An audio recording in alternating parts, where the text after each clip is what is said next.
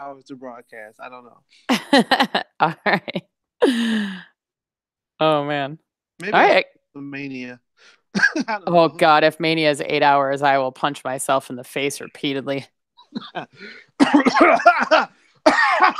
Okay, I think I'm ready. All right, I think we're live. So All right, here we go. Ladies and gentlemen, welcome to episode 5 of Scheduled for One Fall. I am your host, Patrick, alongside Val Capone, um, La Flamma Blanca, whoa, and Black whoa. Market Ivan. Sorry, Oh, sorry. Something went off in my headphones. I accidentally went to the page to see if the mysterious M was showing up, and suddenly I heard our voices, and it terrified me because I am scary sounding.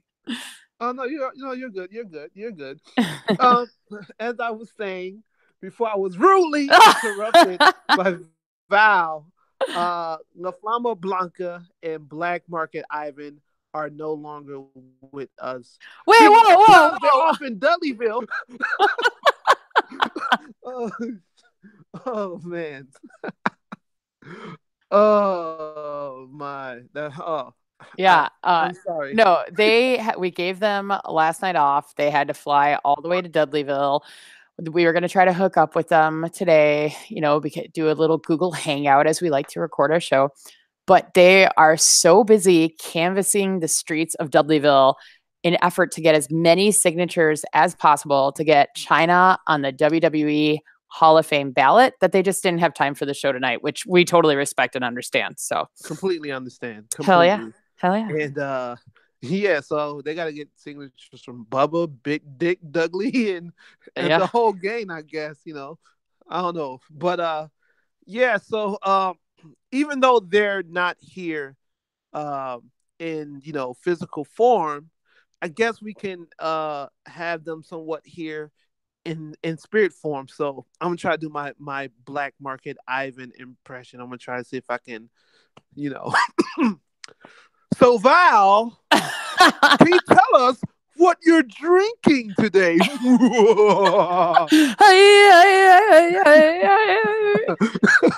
Oh my god. um, Oh, I am actually womp womp. Not only am I super lame lady mark of the universe, as noted by I just saw my facial reactions on evolution.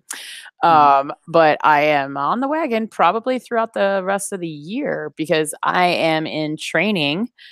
And so I'm on that sweet ice mountain wagon, man. Yeah, I'm drinking 100% you know, natural spring water. that So, great minds think alike. They really do. They really do because I'm drinking on the same shit. No yeah. alcohol for me.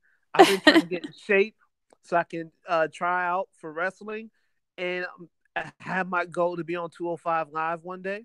Oh, cool. So, Okay, so well, yes, yeah. So and it looks like now we'll have a place to like train. I know. We'll talk about that in the Chicago update. I'm super Yes. excited about that. Holy shit. So yeah, that's like super duper dope. So Val, can you, seeing that somebody's not here, uh Oh, yeah.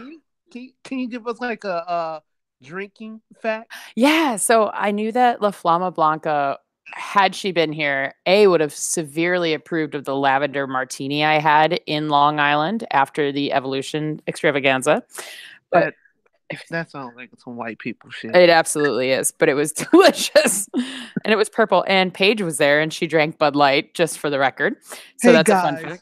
Hey guys. And she was wearing a crop top as per usual. And I said, she had tweeted something about help a girl out. It's cold here in New York or something like that because she always wear crop tops. And I was like, "Aren't you freezing?" And she said, "Always." That's a good that wasn't racist. That was No, not racist. That was nope. a good impression of Paige. Just letting you know, letting y'all know. But I have an alcohol fact that's near and dear to my heart.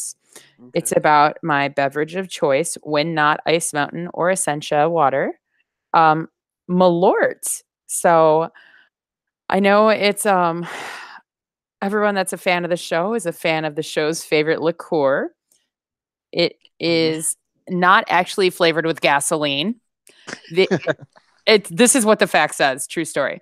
The only flavor ingredient in Jepson's Malort is wormwood, a bitter herb known for its ability to kill stomach worms and other parasites.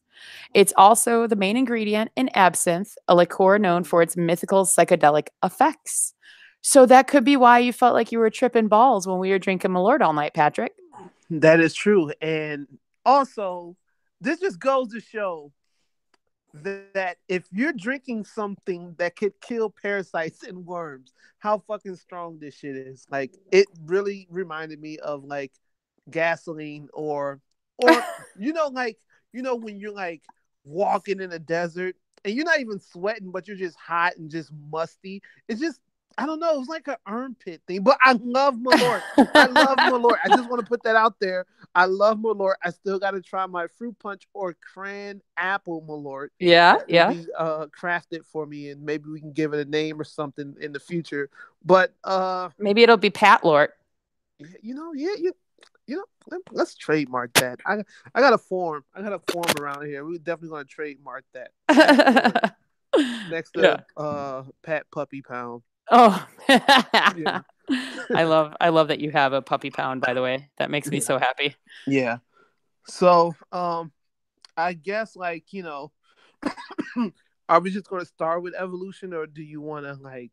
I think let's start with the other shows and run through them real quick, and then bring in the main event, the hands down greatest WWE event I have ever been to in my life. And keep in mind, the first one that I recall being at was not only WrestleMania 2, but I was like 7 years old. So in the last 30 plus years, greatest event I've been to. So we'll save that for last, I guess. So yeah, hell yeah, I'm with that. Let's get the shitty shit out of the way, and then we'll do the Raw, the SmackDown, the 205. I'll get into NXT and NXT UK in honor of Danielle, and then we'll talk about the greatest wrestling event that WWE has ever put out. All right, so these shows now piss me off so much now because of the bullshit that happened earlier this morning, which we shall not talk about. The redacted, the Chris Benoit of WWE pay-per-view. You said his name, Ahmed Johnson. Oh my god, I gotta blur it out. That's gonna be crazy. I haven't used a censor beep in so long. But oh my god, yeah. So Raw and SmackDown, it makes completely no sense. But you know what? I'm just gonna go ahead and talk about it. So we started Raw with Braun Strowman and Brock Lesnar. A little segment. Baron Corbin's in the ring with the belt. That's probably the only time you're ever going to see him hold that belt around his on his shoulder. So take as many pictures as you can while you can. Of course, Brock gives Braun an F5. you know, WWE is so funny. They're so funny, but whatever. So then we go to the next match, and it's Finn Balor defeating Bobby Lashley via disqualification, and it doesn't make any. It doesn't. Please don't die, Patrick. Please don't die. It doesn't make any sense. Okay, you have they replaced John Cena, and good shit, by the way, John. They replaced John Cena in this KKK cup that they threw or whatever, and you don't reward the winner. Why wouldn't they put Finn Balor in that World Cup to replace John Cena? It makes no sense. Yeah, it makes no sense to fucking put Lashley in it when you're giving him a push, and then to have the result that happened today happen. It just doesn't make any sense. Whatever. But Finn Balor won via disqualification. Whatever. Surprisingly, good match. Sasha Banks, Bayley, Natalya, Trish Stratus, and Lita defeating the Riot Squad, Mickie James, and Alicia Fox. I am becoming a big Alicia Fox fan. Yes. I saw this one video last night where she had a segment with Nia Jax, and they kind of fucked up the segment, and you can kind of like, I have to send you the link to it, but it's fucking hilarious. But this was actually a good fucking match. I liked it. Wasn't a piss break, neckbeards.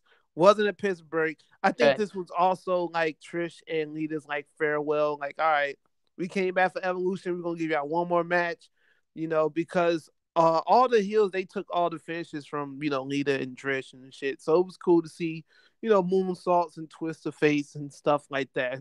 Um, then the next match, excuse me, um, was Elias defeating Jinder Mahal. Before this match, um, Elias was walking around backstage, had a little altercation with Dana Brooke. It was good to see her on TV though. They're doing something with her. They gave her 2 seconds of TV time. Love it. Um, and Yeah. then Jinder Mahal fucking attacks him, and this brings on this match where Elias wins. And I'm just gonna guess he's a face now. He's no longer a heel. Yeah, I think that's what they're doing with him. It's weird. It's super Yeah, weird. so that'll be interesting to see. Maybe he'll headline WrestleMania. Um, Next match, Bobby Roode and Chad Gable defeating AOP in the Ascension in the triple threat match. Thought it was a decent match. I think Bobby Roode, out of both of these guys, really need this win because Bobby Roode was built to be so great, and he had a great NXT run. Comes up on the main roster, and I don't know what the fuck he's doing, or they don't know what the fuck to do with him. I was just gonna say that. I was like, I don't even think it's that he doesn't know what he's doing, or we don't know what he's doing. I don't think they know what they're doing. Yeah, so good shit for Bobby Roode and Chad Gable to win a match. Actually, and it's even better that it was against the Ascension because we thought they were about to get pushed to the moon. So, you know, so then after that we had Seth Rollins demanding an explanation from Dean Ambrose. Obviously, we didn't get it, which is great. I like that they don't have Dean Ambrose saying shit, not doing shit. Makes you want to fucking tune into some shitty programming for the next 4 weeks or Survivor Series when they might fight, or maybe not. Who knows? Whatever. It was a cool segment. Seth Rollins, he cut really nice, really good promo, and it was cool. Pretty much calling Dean Ambrose a coward and all that shit. Pretty much nothing special. Nia Jax defeated Amber Moon in the next match. I thought this was a very good match. The best part about it was Tamina came out at the end of the match and confronted Nia Jax. Now, Nice. this is a win-win for me because I want to see a feud with Nia Jax and Tamina to kind of who's the real ultimate Samoan female, or which I think is a great idea.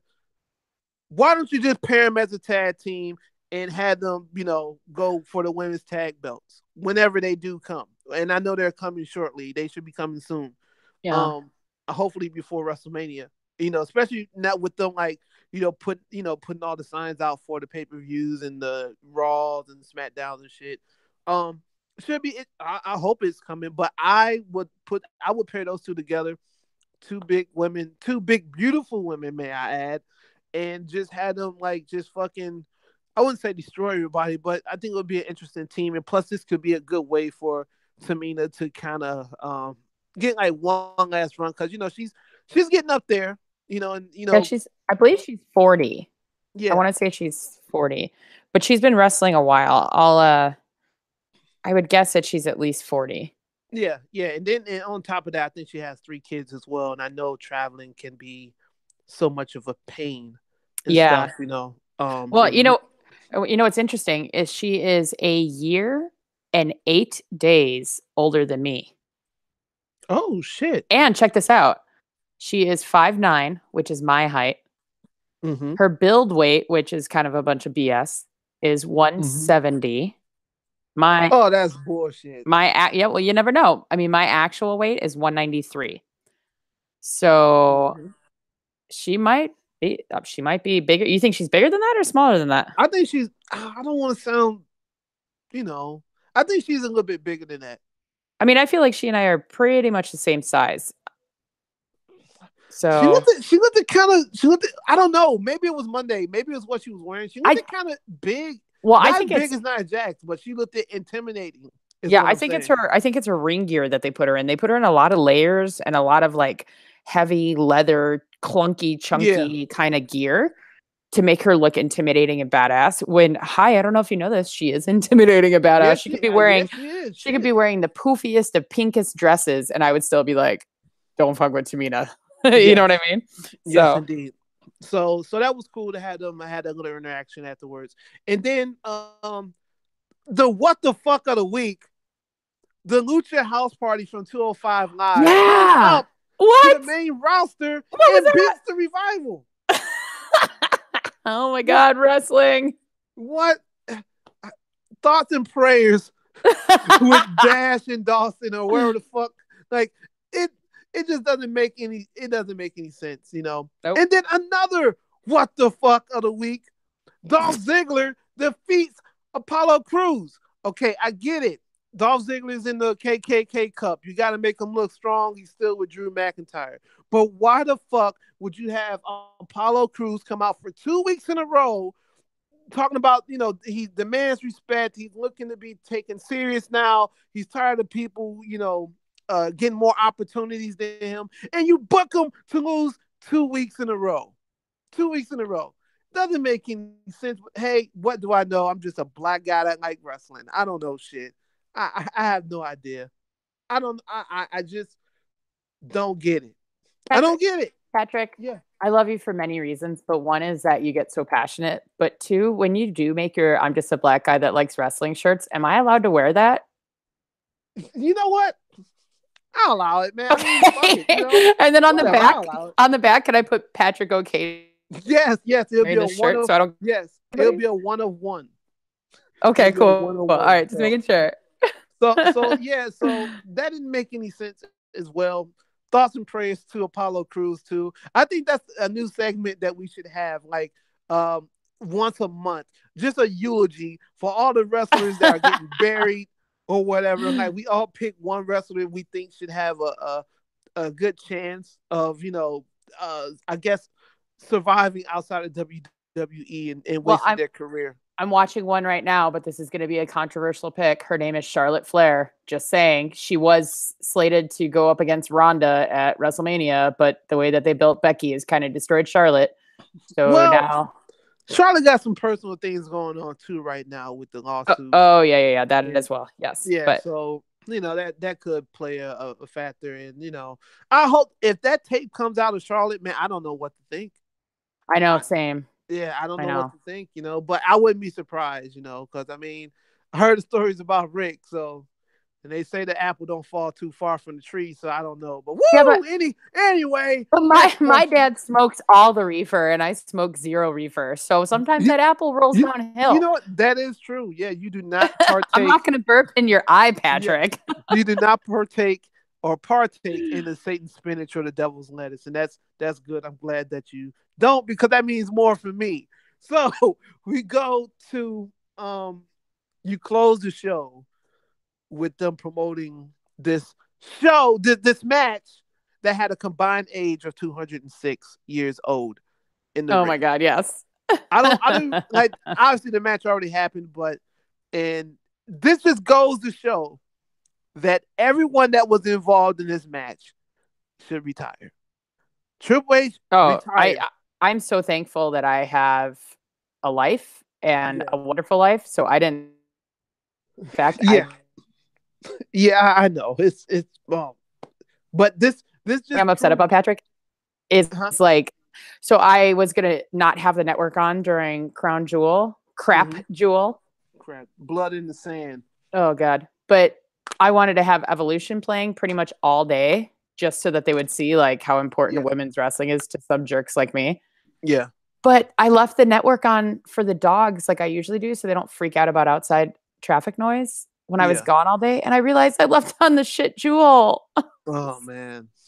That's And also, can we just point out how insulting it is that it's called Crown Jewel after they let go of Kimberly when she was Abby Lath, and she was the crown jewel, and now this pay-per-view has tainted her tagline. You know what?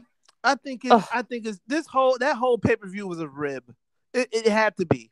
I all right. So Raw closed out the show with DX and the Brothers of Destruction. As I said once again, 206 years of age combined in the ring.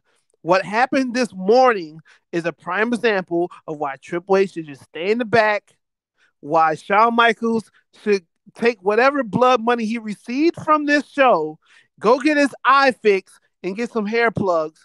Kane should go back to being the mayor of fucking Knoxville, and Undertaker should just ride off into Death Valley. I don't even. Ugh. So that what ended Raw. That what ended Raw. Fucking Shawn Michaels. I think he super kicked like Undertaker or whatever. Anyway, so we'll move on from that because that was a piece of shit. Um, we go to SmackDown Live. Now, I am very normally high on SmackDown Live. I think. Wait, you could just take out the on SmackDown Live part, right? Okay, yeah.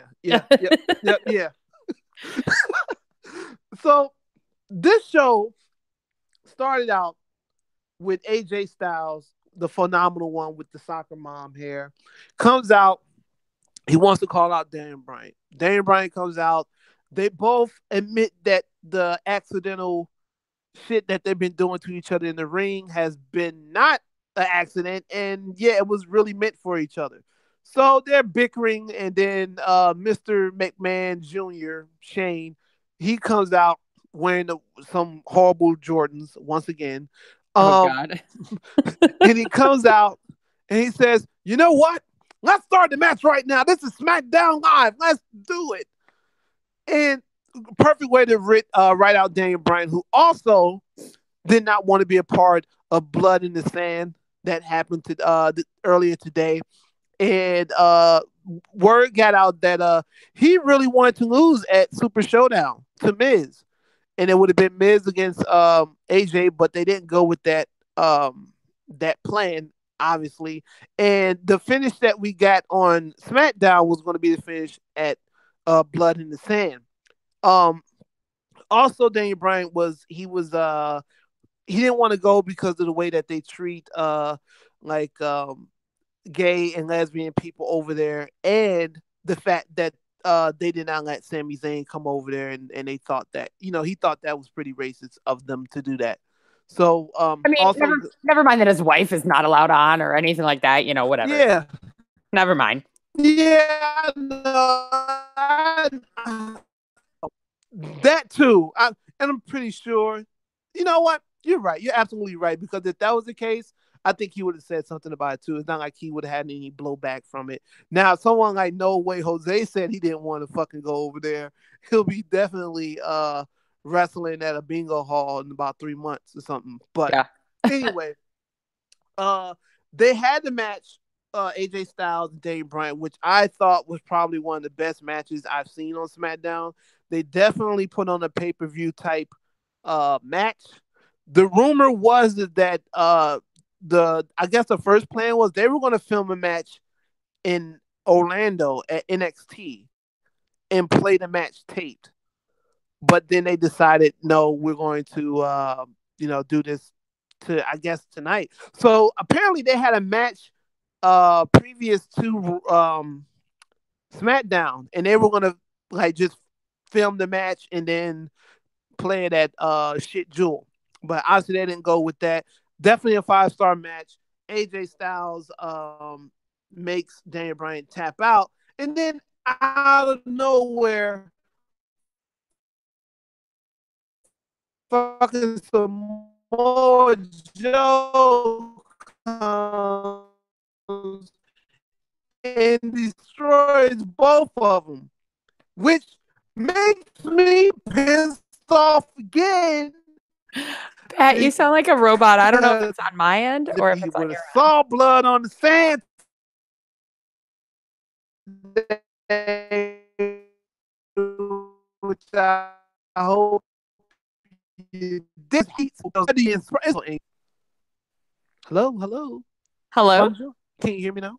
Yeah, it was crazy. You turned into a slow motion robot. I don't know if Oh that was on my end or not. no, it's probably me. I was just so angry. I just malfunctioned. You know, it's Because like I said, yeah, it's you legit went like crazy robot. It was awesome. But I thought, I want to keep it in the show. I thought That one of my dogs slipped something into my ice mountain for a second oh there. man, yeah, yeah.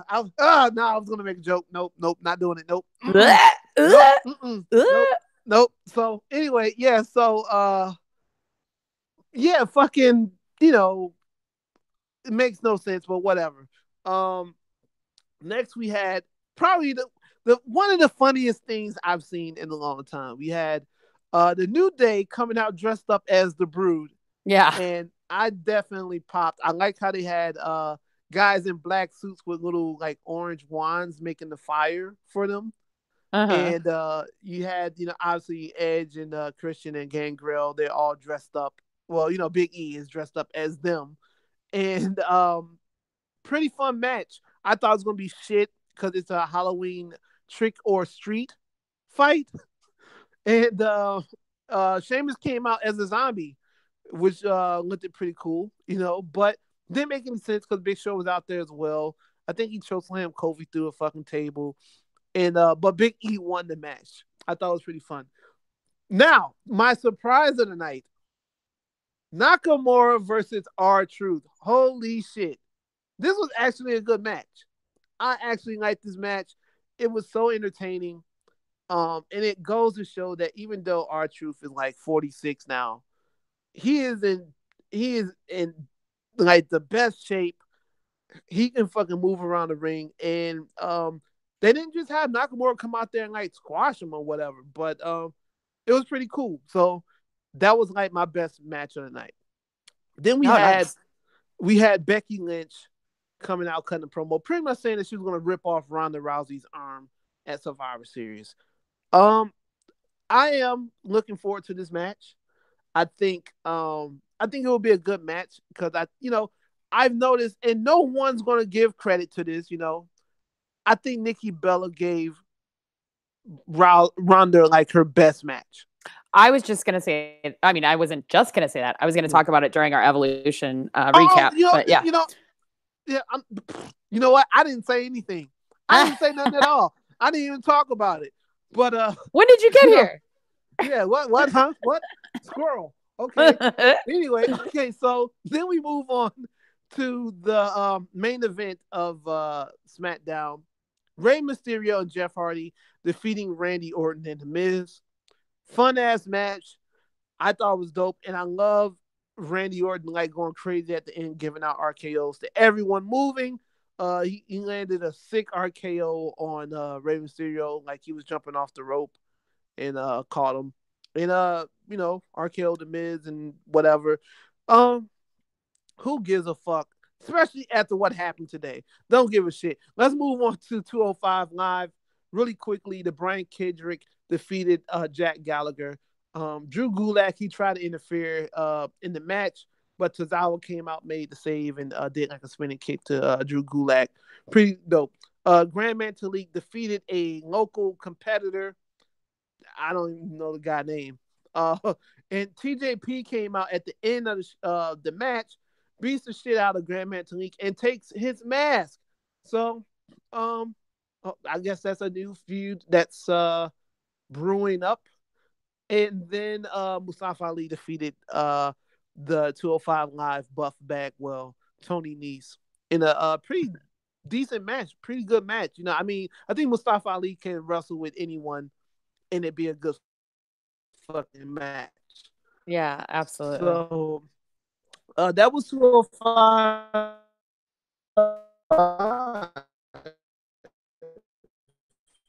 Oh, That you was just went to 205. robot So town great, again. I guess. Oh, blip, blip, blip, blip. All right, can you hear me now? Yeah, yeah, yeah. All It right. totally is probably my end because I mean my computer is kind of old at this point, and since we're running off of my computer, and I have two little dogs that are gremlins, it might be mine. Oh, it's all good. Yes, yes, it's okay. It's Uh, all good. do But we want to do NXT or NXT UK first? let's do UK because Okay. technically they start first Oh before. yeah. Yeah, so Well, they get the I could just sunshine take. first. They're in the Yeah. future. Um, okay, so normally La Flamma Blanca is our NXT UK correspondent, but I got to watch it. Really, it was the first one I watched the entire show since it started, so it was Uh-huh. pretty awesome.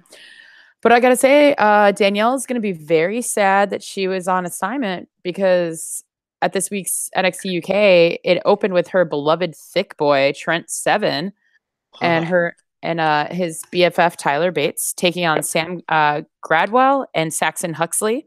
Apparently, they're a new team, and I'm kind of confused by them. I can't tell if I love them or if I'm just like, go back to your jobs at the mall. Like I can't tell. I'm curious what La Flamma Blanca thinks about these gents as well. But I gotta say, I love the damn crowd. Like they were chanting, they were singing. I just love them. But it was also kind of weird because at certain points they were like absolutely dead silent. So of the UK wrestling shows I've been to, they've been pretty rowdy the whole time. So I don't know if they were just hyped for the people that they knew and didn't care about people that they didn't. Yeah. It was definitely an interesting switch from the Evolution crowd. I think that Gradwell and Huxley have some pretty solid potential, but I doubt anybody is surprised that Tyler Bates took the win for Mustache Mountain. Their celebration is cut short, of course, when the camera cuts backstage to find Travis Banks on the ground clutching his shoulder. He is supposed to be facing Wolfgang in the main event of the night, but that obviously cannot happen. And Isla Dawn takes on Nina Samuels in the NXT UK women's competition. And speaking of women's competition, one of my favorites to see at Shimmer Wrestling, Jenny Couture, gets a teaser package. So Jenny Couture is coming to NXT UK. She is a lot of fun to watch wrestle. So y'all get stoked. If you don't already know her, look her up because she is awesome. So in the back, they're talking to Johnny Saint, who is the NXT UK general manager, and Mark Andrews interrupts and asks to be put into the main event picture in Travis Banks' honor. So then we go back to the women's match, and Nina approaches the ring first with kind of a frosty reception of the crowd as she's a newer talent. But the announcers really, really try to get her over. So I'm interested to see how she does in the long run. And I kind of could tell how this match is going to go because the announcers were so all over the modern day witch, as they said about 7 times, Isla Dawn. Yeah. But there was also a pretty chilly crowd reaction to Dawn. And I don't know if that has anything to do with her personal ties to Aleister Black or people just are not interested in 2 women they're not very familiar with. I'm not sure. But the table discusses how Isla has a background in kickboxing and how Black trained her. And it seems as though she's going to use that toolbox to take down Samuels, kicking her in the back of the head. Dawn gets Samuels down to the mat via suplex and takes the win. So she had her first win at NXT UK. Yeah. There was a really awesomely shot Pete Dunne video interview. I really like that. I don't know the interviewer's name yet, but he's got a lot of personality and I enjoy him. But they had him in like bright lighting, but then Pete Dunne was all in shadows except for his face. It was pretty awesome.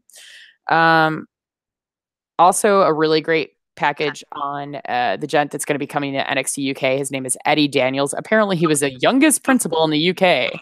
And he has everything to prove. And I'm excited to see him do that because he seemed really intense and passionate. And, you know, it's going to be cool. And I guess in the first 10 months that he was wrestling with NXT UK, he had a really gnarly shoulder injury and had some surgery, but he was still wrestling. So interesting. Another debut is Jordan Devlin. He debuted taking on the man simply known as Tucker. And this is one of the things I really liked about NXT UK is that they're introducing us to so many awesome talents that we may not have heard about before. There was a great match between these 2 competitors, both very hungry for the win. Devlin had a nice standing moonsault that took quite a bit out of Tucker. Devin is also a Finn Balor or possibly maybe a Prince Devitt, if you will, trainee. Devlin gets a win for Dublin, Ireland, as the announcers repeatedly mentioned, because he has the entire nation on his back. But good win for Jordan Devlin in his NXT UK debut. I wonder how many sling blades he did that match. Like at least like 27. Yeah. Holy shit. Yeah. Yeah. Another awesome low lighting video package with Danny Burch being the seemingly looming villain, discussing Pete Dunne and their heated scene that they're going to have. The main event shows up rather quickly, featuring Wolfgang taking on Mark Andrews, since, of course, Travis Banks was incapacitated in the back. 2 very different talents coming from each corner. Andrews is just trying to wear out Wolfgang because Wolfgang is so much larger in size and stature. Mm-hmm. But Wolfgang is not letting Andrews do much of his high flying that he's well known for. He even catches him mid dive and he tosses him back into the ring. And it was almost like kind of sad ragdoll, kind of like when Nia Jax basket catches somebody and just is like, nah, girl. It's similar concept here. Yeah.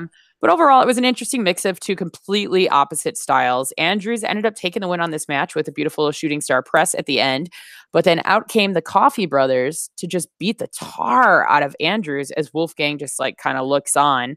Next thing you know, Flash Morgan Webster, like the mod wrestler guy, he Yeah. slithers into the ring to also receive the beat down from the Coffee Brothers as he attempted to help Andrews. But then Wolfgang finally jumps into the ring and the Coffee Brothers scatter like the roaches that they are.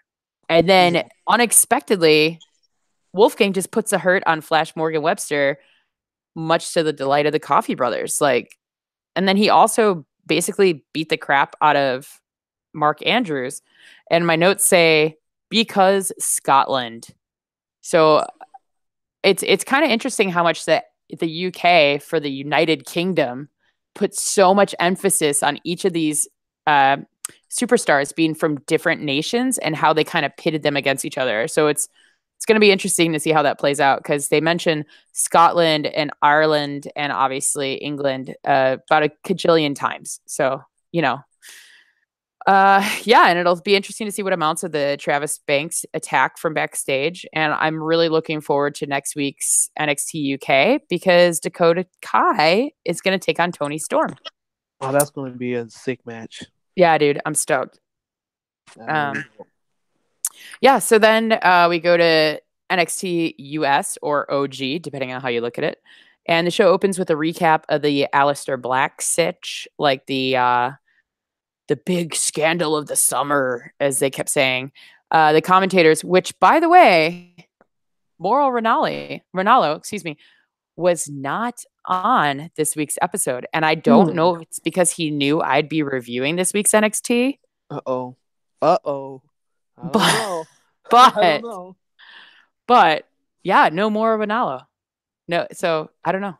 I mean, and I'm a Mark too, as y'all know. So I'm not hating on Mauro. I just think that when you're a commentator, if you have a microphone, you should remember that it amplifies your voice. If he could have a little less, that I would be his biggest fan. And my dogs just got scared. But anyway, so the commentators mentioned that Gargano has not been seen or heard from all week long. Very dramatic. Yeah. So the first match, the opener, is a fan-fucking-tastic match. Probably my match of the night. Between Nikki Cross and the legendary lady from the indie scene, as well as a Mae Young Classic, Mercedes Martinez. My notes say swoon in all capital letters because holy fuck do I love Mercedes. Crowd with a very, very, very warm reception of Mercedes. I was really excited to see that. And I think that the NXT ring receives her well also. So I'm hoping that she's going to be one of those late edition signees. Who knows? We'll see. Mm-hmm. Very intense match between these two phenomenal performers. Nikki even bleeds at a certain point, likely due to a broken nose. It kept mentioning a broken nose all over the match. But most of the match was really held down by Martinez, who hit two backdrop drivers into a German, severely debilitating cross. That might have been when her nose got broke because almost immediately after there was a knee to the face. But somehow, no, actually that was before then that her nose got broke, now that I think about it. Before then, it was just very physical the entire time. But after this awesome series for Martinez, Cross somehow was able to put a neck breaker down on Mercedes, smacking herself in the face just to stay in it. So she must have been in a lot of pain because she just started biffing her own face.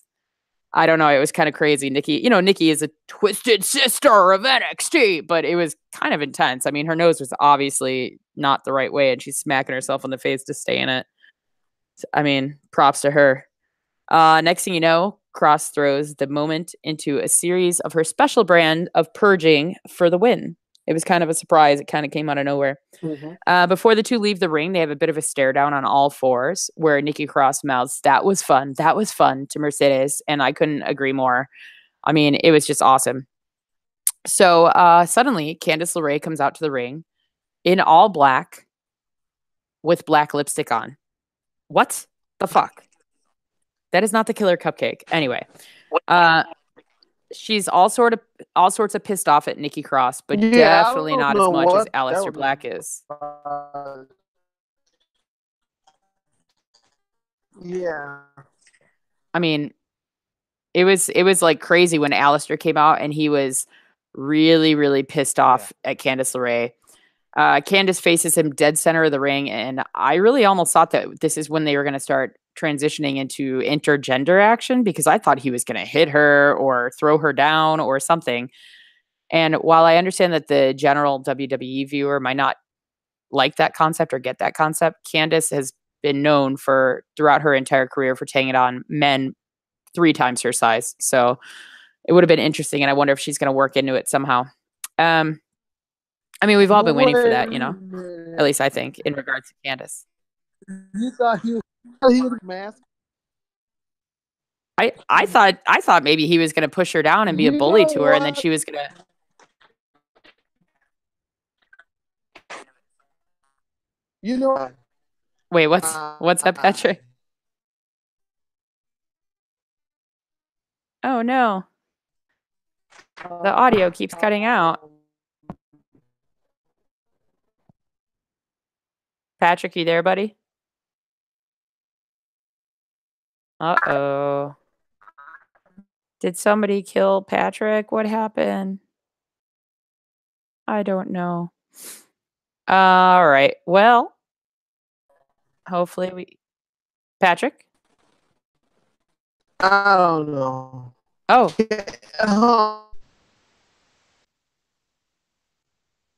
all right. I don't know what happened to Patrick. I'm just hearing a whole lot of static. I'm on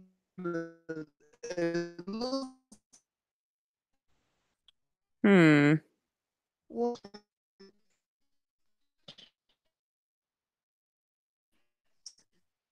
I'm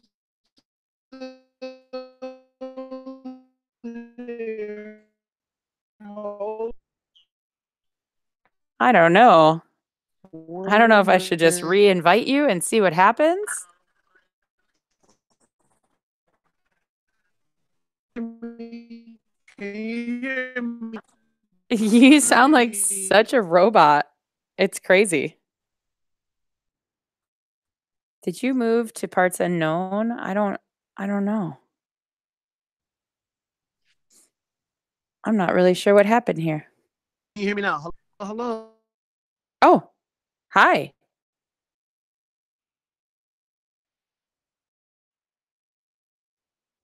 All right. I'm going to try adding him again.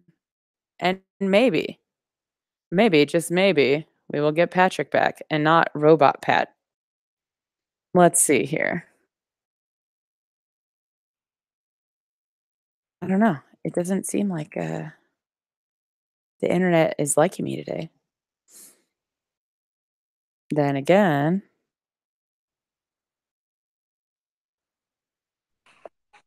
I have no idea what happened. oh, hi. Hi, I have no idea what happened. I guess are we still live? Yeah. All right, well, what I was trying to say, and I'll edit all that shit out or most of it, is I can't believe I'm not gonna all right, I'm going to admit if Aleister Black would have gave her a black mask, I don't know if I would have cried or laughed. Well, I think what would have happened in my mind, like what I pictured happening, like Yeah. with the way that they were confronting each other in the ring, all of a sudden Candice has black lipstick on. I've never seen her look like that in all the years I've watched her wrestle. Yeah. And she's in all black, no color whatsoever. Even her hair is a toned down, muted version of her normal hair. Like Yeah. everything is very solemn and dark, right? That's as goth as I've ever seen Candice look. I think if he would have like gotten in her face, I don't think he would have put the black mask on her. I think that like if he would have like poked her or pushed at her and she would have done something to retaliate, then it Mm. kind of could have led to a match. That's what I mean, or something, some movement between the two of them starting like intergender. But obviously, Alistair and Johnny is the focus here. But I wonder if at War Games, she won't get in the mix because she is well known, as I was saying, for taking on dudes 3 times her size. So, Yeah, for um, sure. I always have the closed captioning on so I can make sure I get all the detail of what what the superstars are saying and what the commentators are saying and stuff like that. And there was a point where it just said indiscernible when he was talking to Candace, but you can kind of hear him and see him say, "Where is Johnny?" And she replies with, "He's not here." Bit of back and forth between them. Black informs Candace that your husband is gone. Like very, very intense. Mm-hmm. So then that brings us to our next segment, which is a recap of the Street Profits versus the Mighty and why they are having this tag team matchup next. I think it might actually be the first time I thoroughly enjoyed the Mighty, but they just cannot compare with the Street Profits in my Lady Mark Definitely. heart of hearts. Like the Street Profits are great in every way. They're awesome at promos. They're good on in ring mic work. Like they're just fun, and they're Yeah. fucking ring technicians too. They're great. Yeah. And it's so funny. I have a buddy. He I was saying like a year ago. Matter of fact, yeah, it was a year ago, right after WrestleMania. He got on Twitter and he said, "Pat, mark my words. Within 5 years, Montez Ford is going to be main eventing at WrestleMania." And I was like, "Oh my god, you got to be smoking K2. Like you got to be smoking like like the best stuff on earth." And like so, then I'm just searching through, Twitter, just, being nosy. And I ran into another guy that said the exact same thing. He said Montez Ford is going to be a main eventer once he gets called up, and he is going to headline WrestleMania. I'm trying to figure out who is in charge of all these Montez Ford burner accounts. Who's saying this stuff? Don't get me wrong. I love Montez Ford and Angelo Dawkins. I think the Street Profits are pretty cool because they're not the stereotypical black tag team as you would think of like Crime Time. And don't Mm-hmm. get me wrong, they were entertaining as well, but it was they're really negative as fuck. There was two game bangers that fucking robbed you and sold you shit. And the Street Profits are just like guys that really like having fun. Yeah, they're just fun, and Yeah, they're they're like just fun. goofballs, but like Yeah, they'll beat your ass. You know what I mean? yeah. I just love So them. and I think they are the Evolve Tag Champions. Yeah, they are. That actually happened, I believe, while I was at Evolution. Yeah, yeah, it did. And fuck them for running the show, going against that. But Idiots. anyway, yeah. Yeah, So but so it was a very physical and very fun match overall. Like I really enjoyed it. And as I said, I think this was the first time I actually didn't like yawn at the thought of the Mighty. I don't know what it is. I don't know what it is. Maybe it's the Street Profits pulling it out of them, but so there were a few callbacks to previous meetings between the two tag teams, and it was just pretty excellent overall. Like it told a really good story. Dawkins was able to break it up when it mattered, honestly. And eventually the Street Profits took the win after the sick ass frog splash from Montez Ford, future main eventer. I really enjoyed the entire match, but I gotta say, when Angelo Dawkins saw his reclaimed Street Profits solo cup, his eyes were just fucking priceless. Like it was amazing. It was like newborn baby, cure for cancer, like Nobel Prize, like everything that everybody on the planet could ever want. And he just looked at this black solo cup like it was going to save the world. It was just, I loved it. It was perfect.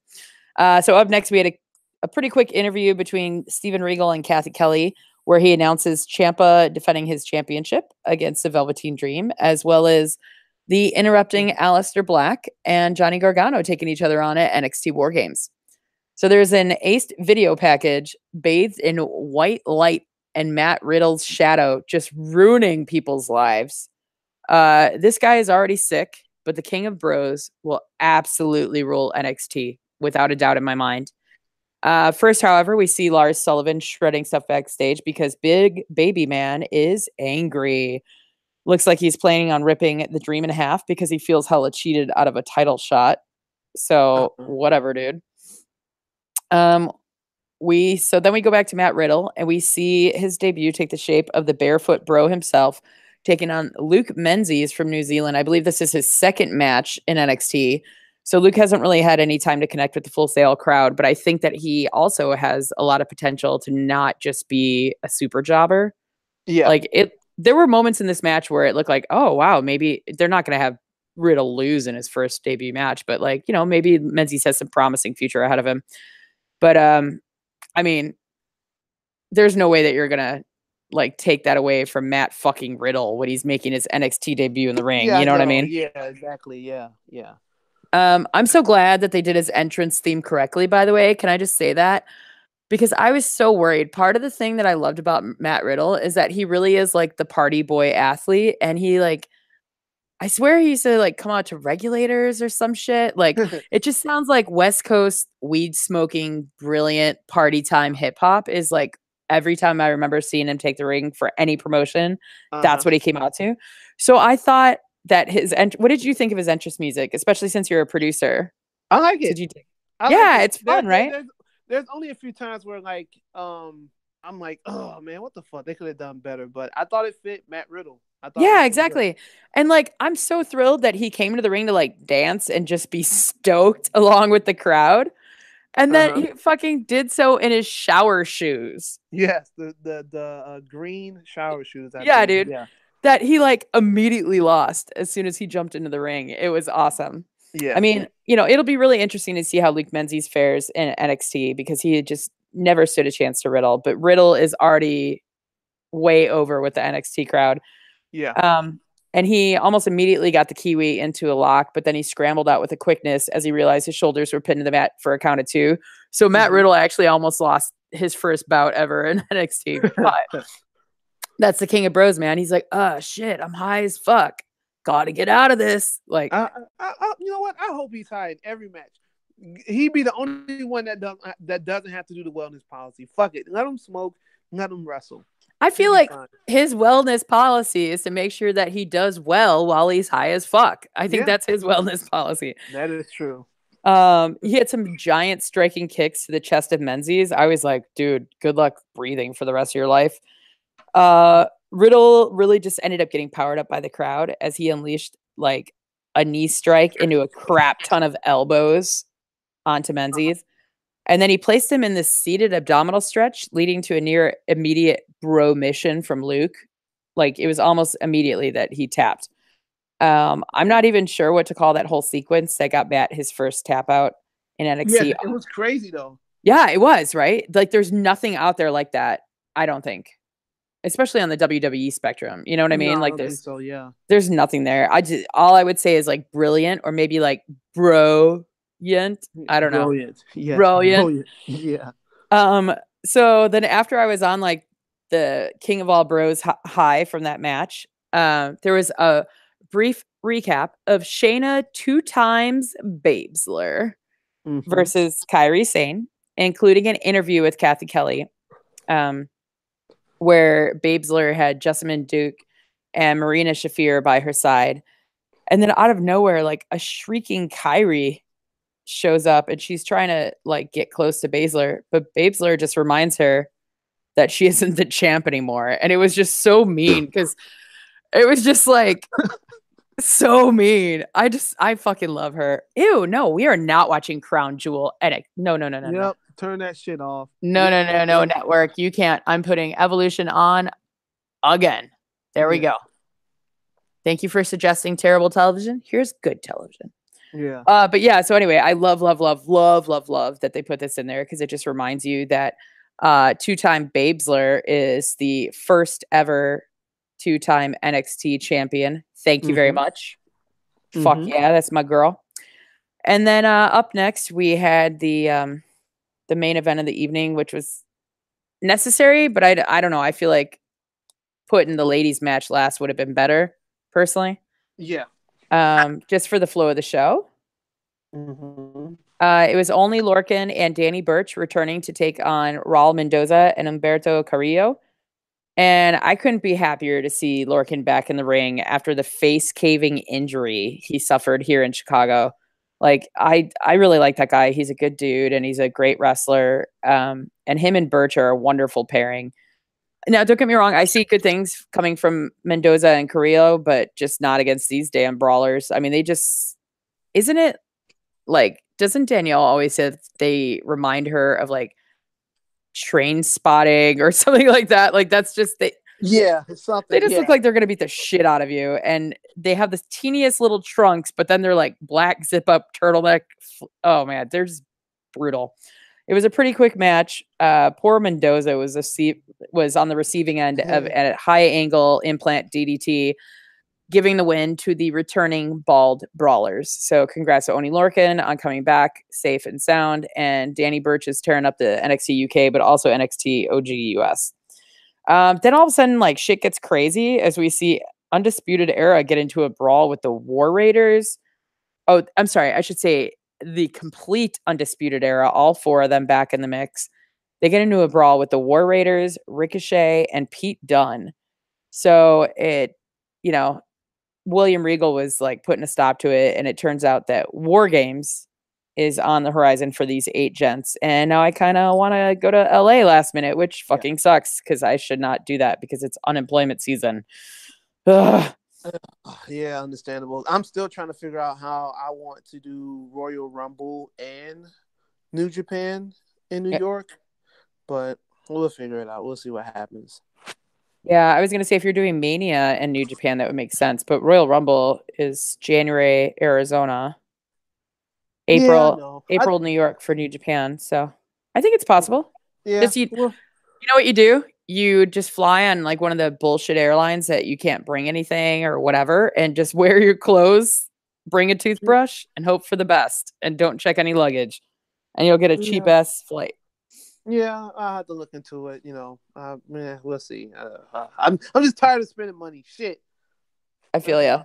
Yeah. Um, I completely understand, but So yeah, all the money that I spent this weekend was so totally worth it. Yeah, freaking worth it. yeah, yeah. Like It's, I if mean, I, my bad. no, no, if no. Yeah, no, like I said, if I had the money, I would definitely go to fucking Evolution. Just because of how important that it is. It's kind of like the first. It's kind of like how I felt when I went to All In. That's like the Yeah. first thing. So it felt like special. It's something that you would never forget. And what something made me realize that weekend when we went to Warrior Wrestling and there were so many little girls there in the crowd and how they were looking at like Tessa Blanchard and Mia Yim, like everyone like performed, you can kind of see that, they're really interested in wrestling. And it's great to see that now that we have like, good ass women wrestling, and now we have so many schools that are so open to train women now the proper way and stuff like that. Like it's such a big feeling, like a good feeling. So I know for you going to Evolution was like, just like fucking cloud nine. So everything that you spent this last week or whatever, like totally worth it. Man, I'll tell you what, I go to a lot of wrestling shows, whether it be I'm one of 15 people in an audience or I'm one of thousands, near 100,000 people in an audience at a WrestleMania.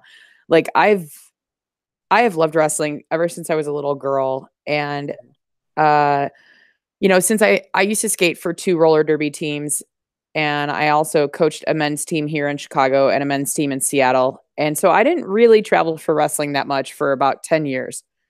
But since I stepped back and I only skate for one team now and I don't really coach that much anymore, I've been traveling quite a bit more since like, I guess 2014, 2015. Mm-hmm. I started just saying, where's this at? Oh, it's in a city I have friends at. Okay, yeah, I'll go and I'll see if I could crash on their couch, or can I get cheap airfare? Or do I have a ton of points on Southwest? Or can I just, whatever? Can I find a 1-day round trip ticket for less than $100? And that's kind of how I travel so much for wrestling, is I go on the cheap and then I spend the money on the event because it's worth it. And I'll tell you what, like I was so nervous going up to Evolution. Like I was so nervous on so many levels. It was like that kind of anticipation that you have when you're a little kid for going back to school, or, the holiday of your choosing that you celebrate, like Christmas morning kind of jitters, or like getting ready to light the candles on Hanukkah, like where you just get super excited, or like you're about to have a roller skate birthday party and you hope everybody shows up. It was that kind of like anxiety and excitement that I felt. And I was sitting in the back seat. So Vinnie Mac and I traveled together quite a bit for wrestling. And we went out to Long Island. We got there Saturday. We went and had amazing Cuban food in Long Island. Who knew? And then Sunday afternoon, we went to WWR, Women's Wrestling Revolution. And it was their first show on Long Island. I believe they're from Massachusetts. They've been around for about 2 years now. Phenomenal show, and it was so many athletes that we saw at Shimmer a few weeks prior. So it was so great. It was so great. I mean, I got to watch Jazz take on Jordan Grace, Thick Mama Pump versus versus Jazz for the NWA Women's title. Like, yeah, it was nuts. I sit down in my seat ringside. Vince and I got ringside, and I look, and there's this like cutout at the entranceway, like at the curtain, and it's bricks, and I go, oh man, that looks exactly like EC fucking W. And some guy like hears me marking out, because I'm like EC Dub, like to myself because I'm that guy. And this guy goes, this is Mikey Whipwreck's school, right? Like this is where he trains people. That's the wall from ECW. Holy shit! So I was already like, like. I mean, I was wetter than when Sandman covers you with beer, like crying tears of joy. You know what I mean? Like, I was like, man. I can't believe I can see the wall from ECW like 5 feet away from me. And it was just great. Like, Tessa Blanchard and Indy Hartwell took on Solo Darling and Willow Nightingale. Willow and Solo took the win, which was kind of a surprise because Tessa usually goes over in every match she's in lately. But that was such a great tag team. I mean, there were so many moments that just blew my mind. Check out Women's Wrestling Revolution. They're awesome. WWR. So good. So we were ready to leave. And one of the things I love about wrestling. Now, Patrick, you and I met by accident because we have a mutual friend on the internet that knew both of us and thought we would get along and knew that you wanted another female to join you and Danielle and Ivan on this podcast. And that's how we met. But I feel like I've known you my entire life, right? And that is true. That's part of the reason why I love wrestling so much. Now, a similar situation happened to Vince and I when we were in Long Island, and we were standing outside looking like, should we take a lift? Do we want to try to find something to eat around here? Do we want to kill time? What do we do? And then this guy who was at the show, he goes, you guys are waiting on a lift? And we're like, yeah, we're just going to figure out where the best place for it to pick us up. And he goes, well, where are you? No, I'll give you a ride. I'm like, we're going to the Nassau Coliseum. And he goes, yeah, I kind of figured, I'm going to Evolution too. This guy, Adam, he was so awesome. And he was like, I was like, can I bribe you to stop at Starbucks or something? Because I need a coffee desperately so I can stay up the whole night, And so this guy, fucking Adam, was so amazing. He like marked out with us. We went and hit up a Starbucks, and then we went and got, food together before we went to the Coliseum. And he just said, yeah, you and Vince, come on. So me and Vinnie Mac got driven to Evolution by a local, this guy, Adam, at Adam Suzanne, like, it's ADAMSUZAN. He's awesome. Adam Boozan is his name right now on Twitter. But yeah, he was so great. And he was wearing like a Bailey's Santa hat. It was just awesome. And we were just like dorking out, marking out, talking about wrestling and like how we fell in love with wrestling. And it was just rad. And then we get there and I'm like shaking because I forgot to tell you, originally we had second row. All right. And we tried everything we could to get front row turnbuckle seats because those are our favorite because you get so much action in the corners, whether you're right next to the announce table and that gets involved or just the wrestlers entering the ring. And like, if we're going to get floor seats, we might as well just cough up the extra dough and you know what I mean? So we tried really hard, like the day they went on sale, because I was actually supposed to be in the UK, but due to my health issues, I'm not cleared for long haul travel. So we were like, screw it. We're just going to buy these tickets. And if it doesn't work out, if the Cubs go to the World Series and we have to work, or if I get clearance to travel and I could go to the UK, then, Vince would find somebody to buy our tickets. That was the plan all along. Like, we're just going to buy them because we'd rather have them. And hopefully it'll work out that we can go. So the night before, after we had this amazing Cuban meal and it was so great, hanging out in Long Island. I had a mezcal mojito. It was the one drink that I had that night. It was phenomenal. We're like chilling in the hotel room watching the post game of Boston winning the World Series. And all of a sudden he goes, front row just opened up. I just found incredibly priced front row tickets, meaning somebody last minute decided to sell their front row seats. And I Holy was shit. like, what do we do with ours? And before I could even open my mouth, I told him how Shannon and Richard, the married marks that we Mary love Marks, very yeah. much, so Yeah. much on, we love them so much on this podcast. He said, what about your friends from Minnesota? And that was the first time that I got like tears in my eyes because I was like, oh my God, this will make their Yeah. freaking They would life. definitely appreciate that. Yeah. Hell Yeah. yeah. And I was like, what? They spent so much money to come here. I don't know if they can afford it. And Vince was like, just tell them to give me what they can and make sure their tickets go to somebody that needs them. It's fine. That So, is dope. yeah, so like we upgraded our seats. They took our original seats. So they literally are right over our shoulders in every single shot. So, it's kind of like the best reminder of what great wrestling friends you can have. We got taken to the venue by this dude, Adam, that we met. We got to have two of our very, very good friends via, wrestling podcasting and the internet Yeah. sitting right behind us. We were seats 15, 16. They were 17, 18. We had such a positive crew of people all around us. It was so amazing. Like, Yeah. oh God, it was the whole time. And I'm walking up to the venue and I'm shaking. Like we're parking the car and I couldn't figure out how to get my seatbelt off because I was shaking so much. And then Oh man. we met up with Shannon and Richard from Married Marks at the Mhm. merch trailers. And Mhm. that's when it hit us. Every single piece of merch in the two trailers, not one but two, with different merch, was all women. That is sick. That is really sick.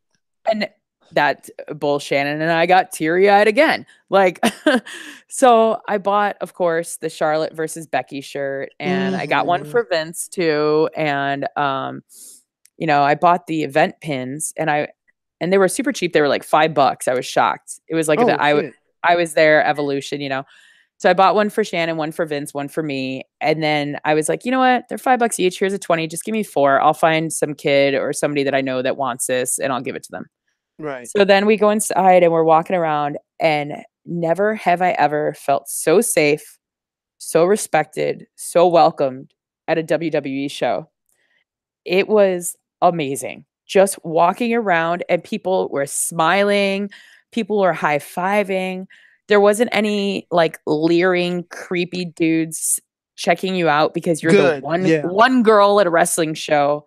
The Yeah. line for the ladies' room was so long and I didn't even care because there were so many girls and women of all ethnicities and all shapes and all sizes and all ages just Yeah. waiting in line, talking to each other. And all of us were like smiling the entire time. And like, I had so many people stop me. I was wearing my freelance hoodie. I had so many people stop me. I had one guy who's actually wrestling on our show on the 16th. I Uh-huh. had a girl who was like, "You're such a good ring announcer to me." And I'm like, "What?" And she's like, "Oh, I've watched clips of you and you're just amazing. And, I aspire to be a ring announcer." And here's me. I'm just like 2 years in on working, I guess in the business. I don't mean to sound Uh-huh. cheesy, but it You're like in the blew my, business. You're but in the you know what I business. mean? Yeah. It like blew my mind and people were just like freelance, freelance. It was cool. And so I wanted to get us all the douchey souvenir cups, that are overpriced. I didn't even care that I Yeah. spent like $70 on plastic cups What? because, Yeah. well, I bought everybody a cup because that's the kind of mensch I am. Yeah. You know what I Yeah, mean? Like, you're good people. You're like you have a very good heart. oh, well, I try. Yeah, you try. Sometimes I'm a Sometimes. jagoff, so it evens out. But I was like, I just want everybody to have a memento, and I'm not gonna not buy Adam one, and I'm not gonna not buy the Married Marks one, and Vince one, and the other people that we met while we were in line one. So I bought like everybody cups. So everybody has a memento now, and like we went down there, and it was so crazy walking from the hallway where all the merch lines were. Which, by the way, the only thing that kind of upset me was there was Michelle McCool shirts for sale. Now I realized that she technically Mm, had the most eliminations in the Royal Rumble, And I get that she was an important part for that stage of women's wrestling to get through to the evolution stage. I get that. But it kind of bothered me that there wasn't anything of Ivory, and she's a Hall of Famer. There was no Beth Phoenix shirts, and she's a Hall of Famer. And she's Wow. on the panel. Renee is like a full-time commentator. There was no Renee Young shirts. You know what I mean? It Yeah. kind of, that was, and it wasn't even that bad. That was like, I would say like a C plus effort by the WWE. Like they could have had other throwback merch. They could have had something about Chyna. They could have done so many things. They could have had more Mae Young classic stuff. You know what I mean? They could have had Tony Storm stuff. You know, I mean, Yeah. Shirai stuff. Like, but they didn't, and it was a little frustrating. But I feel like, wow, that's so great that that's the only nitpick that I have about the merch. When normally it's all John Cena, Roman Reigns, Nikki, Bella. When Naomi was the champ of SmackDown, they didn't even have Naomi merch. When Charlotte was a champ, they didn't even have Charlotte merch. When Becky was a champ, they didn't have Becky merch. That night they did. And it was gorgeous and it was beautiful. So then we get to the show and I'm like walking up shaking. And then I notice that the barricade is very different. It's not the hard foam stationary barricade that does not move when the talent hits it unless it's supposed to. It was the old school, like fencing that you see at indie shows or when there's marathons or parades, things like that, that block off the street, covered in drapery. A lot of people complained about it because they felt like it was bullshit, that it was low budgeting the production. I loved it. It brought such a different energy, I feel like. It was cool. It made it feel like Raw and like this is the first run of it. And I know that part of it was because Raw itself, which the set was going to Raw, was in South Carolina, I want to say, or North Carolina. I apologize. Yeah, One of the Carolinas. One of them. Yeah. And then the rest was going to the Crap Jewel. So they only had one set in the States and they had already sent it to Raw. But I don't think that brought down the value of the women's card. I don't think it made it look any less important or spectacular, because last I checked, every single match on this card, even the ones I wasn't keen on before I saw it live, and I've rewatched it like 3 times, was amazing. There was not a single piss break match. There wasn't a bad match on the card. Like there was some that were like, okay, that's a C plus B minus match, but every single match was amazing. I mean, I don't know. I really liked that they didn't have fireworks and explosions. I think that bullshit is unnecessary. I like that. You don't need to do all that. Yeah. No, man. Like I get that it's sport entertainment, but that's not what entertains me. What entertains me is the athleticism and the performances of the superstars in the ring. And I thought the way that they did the open with the band playing was great. And the woman that was playing guitar in the ring, that's actually the woman that played Shinsuke Nakamura's entrance at WrestleMania. Yeah. I thought that was awesome. Definitely got teary-eyed when that was happening. And then there was a moment where, and I don't think I'll forget this for as long as I live, I looked to my left and Beth Phoenix is staring at me. Like she's not staring at me. I was more staring at her. Let's be real. She was looking at me as I was kind of wiping away the little teary eyes that I had. I was like, don't cry. You're front row. You're going to have streaks of red mascara down your face. So I just kind of like tapped away the tear eyes that I had. And Beth Phoenix is looking at me smiling. And I like made the thoughts and prayers hands. And I was like, yeah. I mouthed to her. I said, thank you so much for everything. Yeah. And she like smiled, like the deepest, warmest smile, nodded, and then gave me the thank you and the we're not worthy. I was like, oh, holy shit. And everyone around me was like, Beth Phoenix just did that too. Like it was so cool. I'm getting choked up right now thinking about it. It was so cool. And like Michael Cole and Renee were smiling the whole time. Like everybody was so happy. Like all the camera crews, male and female, they were just so happy. Like everyone, all the officials, it was the best vibe on the planet. So, I mean, I could talk more about the feel of Evolution, but it quite literally was the best WWE event I've ever been to. And Vinnie Mac, he was like, I don't know if I want to travel anymore for wrestling because this has been so good. He's like, I don't know that anything will be able to top this. And we even sat right next to 2 of the dudes that are always on every taping, every single time.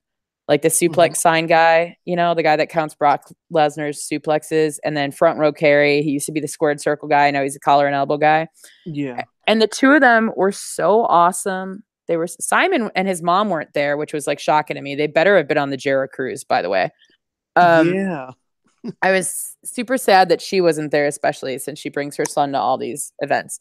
But Carrie and the Brock Lesnar sign guy were just so awesome. And we were like armchair commentating.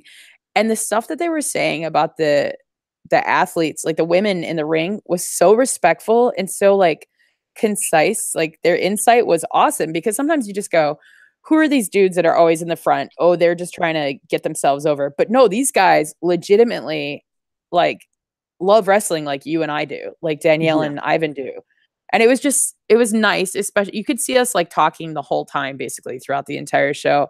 It was nice to see that they're not just there to get themselves over like some people think. They legitimately are fans, and they spent the money and the time, and they opted for this over the Jera cruise because they also thought that this was so important for wrestling and for women and girls everywhere. So I just want to give a little shout out to them. They're amazing, and we had such a good time. But let us talk about the matches before I ramble on some more about how happy I was. Yeah. So the opening match was the Attitude Era's besties, best for business, Lita and Trish Stratus, and the not so new school duo of Mickie James and Alicia Fox, accompanied by Alexa Bliss. Alexa Bliss was out due to a minor concussion she sustained, and I was super concerned about her, because when you have a concussion, lights, noise, and brain stimulation are pretty much the three worst things you can do. Yeah. But the good news is she actually had earplugs in. She had like custom made, because I made sure to look, and we were all kind of commenting in the front row. So for anybody that's concerned about Alexa, she was smart and she had her earplugs in. Props. I'm gonna have to check that out. I didn't notice that. I'm gonna have to check it. Yeah. I don't know if you'll be able to see them, because but you could see them from ringside. Basically, it's like one of the magic. I was able to see you burp on live TV. I burped on live TV. I think you did. Yeah. No, I'm pretty sure I was going, oh, like every 5 minutes, and like noticing the dude in the Chyna syndrome shirt down the road from me. Like, oh my god, yeah, no, I was like trying to cover my face because I knew I was like emoting way too much because I was freaking out. I'm such a spaz. But that's the thing is, though, I'm a spaz in real life. So when people are like, oh, she's a plant. Oh, she just is trying to get on TV. I'm like, go to the grocery store with me. And I'll be like, oh my God, they're misting the vegetables. You know what I mean? Like, I'm just a spaz. But anyway, so it was cool. They came down to the ring. The heels did anyway. A little bit of Halloween cosplay. Alexa was Alice in Wonderland. Alicia Fox was the Mad Hatter. And Mickie James was the Queen of Hearts. And, it was really, I thought it was an enjoyable match. I know there was one botch by Alicia that people will not let up on, but I thought it was a great match. And there was a couple spots where I think that Trish got more assisted than she put the hurt on people. And, but that's just like shaking off the ring rust. But I thought overall it was a pretty good match. All the cosplays couldn't help the not so new school duo, because the besties ended up taking the win. What did you think about it, Patrick? I thought it was a good match. I kind of wish, like this particular match. You know what? I take it back. It was a great opening match. Because you had Trish and Lita. I refuse to call them by that fucking name that they're going. And the Lita shirt is actually dope. I don't know about the Trish one, but the Lita one, the new ones that they just brought out. Yeah. Pretty cool. Yeah. I thought it was a decent match. Like I said, I'm a Alicia Fox fan now. It was a botch, but I didn't really care. I think I wasn't looking at it like that. I don't want to be one of those neck beards that nitpick at everything because you can't enjoy the fucking match. Oh, they did this. Oh, they fucked this up. Like, no, like, just fuck it. Shit happens and you keep it moving. Yeah. I thought it was a good match. Yeah, I thought the flow was pretty good, especially considering the two Attitude Era ladies had not wrestled other than, the little bits and pieces of the Royal Rumble. Like, they haven't wrestled in how long? You know what I mean? Yeah, yeah. I'm about to say it's been a while. Yeah. Yeah. So I thought it was pretty good. And on the low, I was secretly supporting Alicia Fox. Not so secretly because I think everybody knows I enjoy her. But I had my Fox socks on for her. You just couldn't see them on camera. So there. Um, so then next was, I think, the thing that upset the majority of the criticism that I heard about Evolution was Yeah. regarding this match. And boy, maybe I'm wrong. Maybe I'm inaccurate. But I think that everybody was silenced because it was so much fun. I thought. I thought the battle royale was awesome. I loved it. It was super fun throughout. I love that everybody got an individual entrance, even though it was brief, rather than Yeah. just like everybody out there and then the big names getting their pop. I thought it was cool that every single woman got to do her own thing as she entered the ring. And I especially loved that Alundra Blaze came out in her old school ring gear Oh with a man, that cape was and sick. all. I Yeah. mean, holy shnikes. I started screaming like the Beatles just landed in America or like Justin Bieber just walked past a pack of 14-year-olds. You know what I mean? It Yeah. was like I just started squealing. I didn't even know I could make that sound personally. But yeah, it was amazing. And the Yeah. face off following the elimination of the Iconics at the very beginning of the match, I thought was great. I love that the Iconics shit talked in their classic, we're going to make fun of where we are, made fun of Right. their accents, which was hilarious, and then did their awkward strut, which was great, and then immediately got tossed. That was awesome. But like that face off of the old school versus the new school was very cool as well.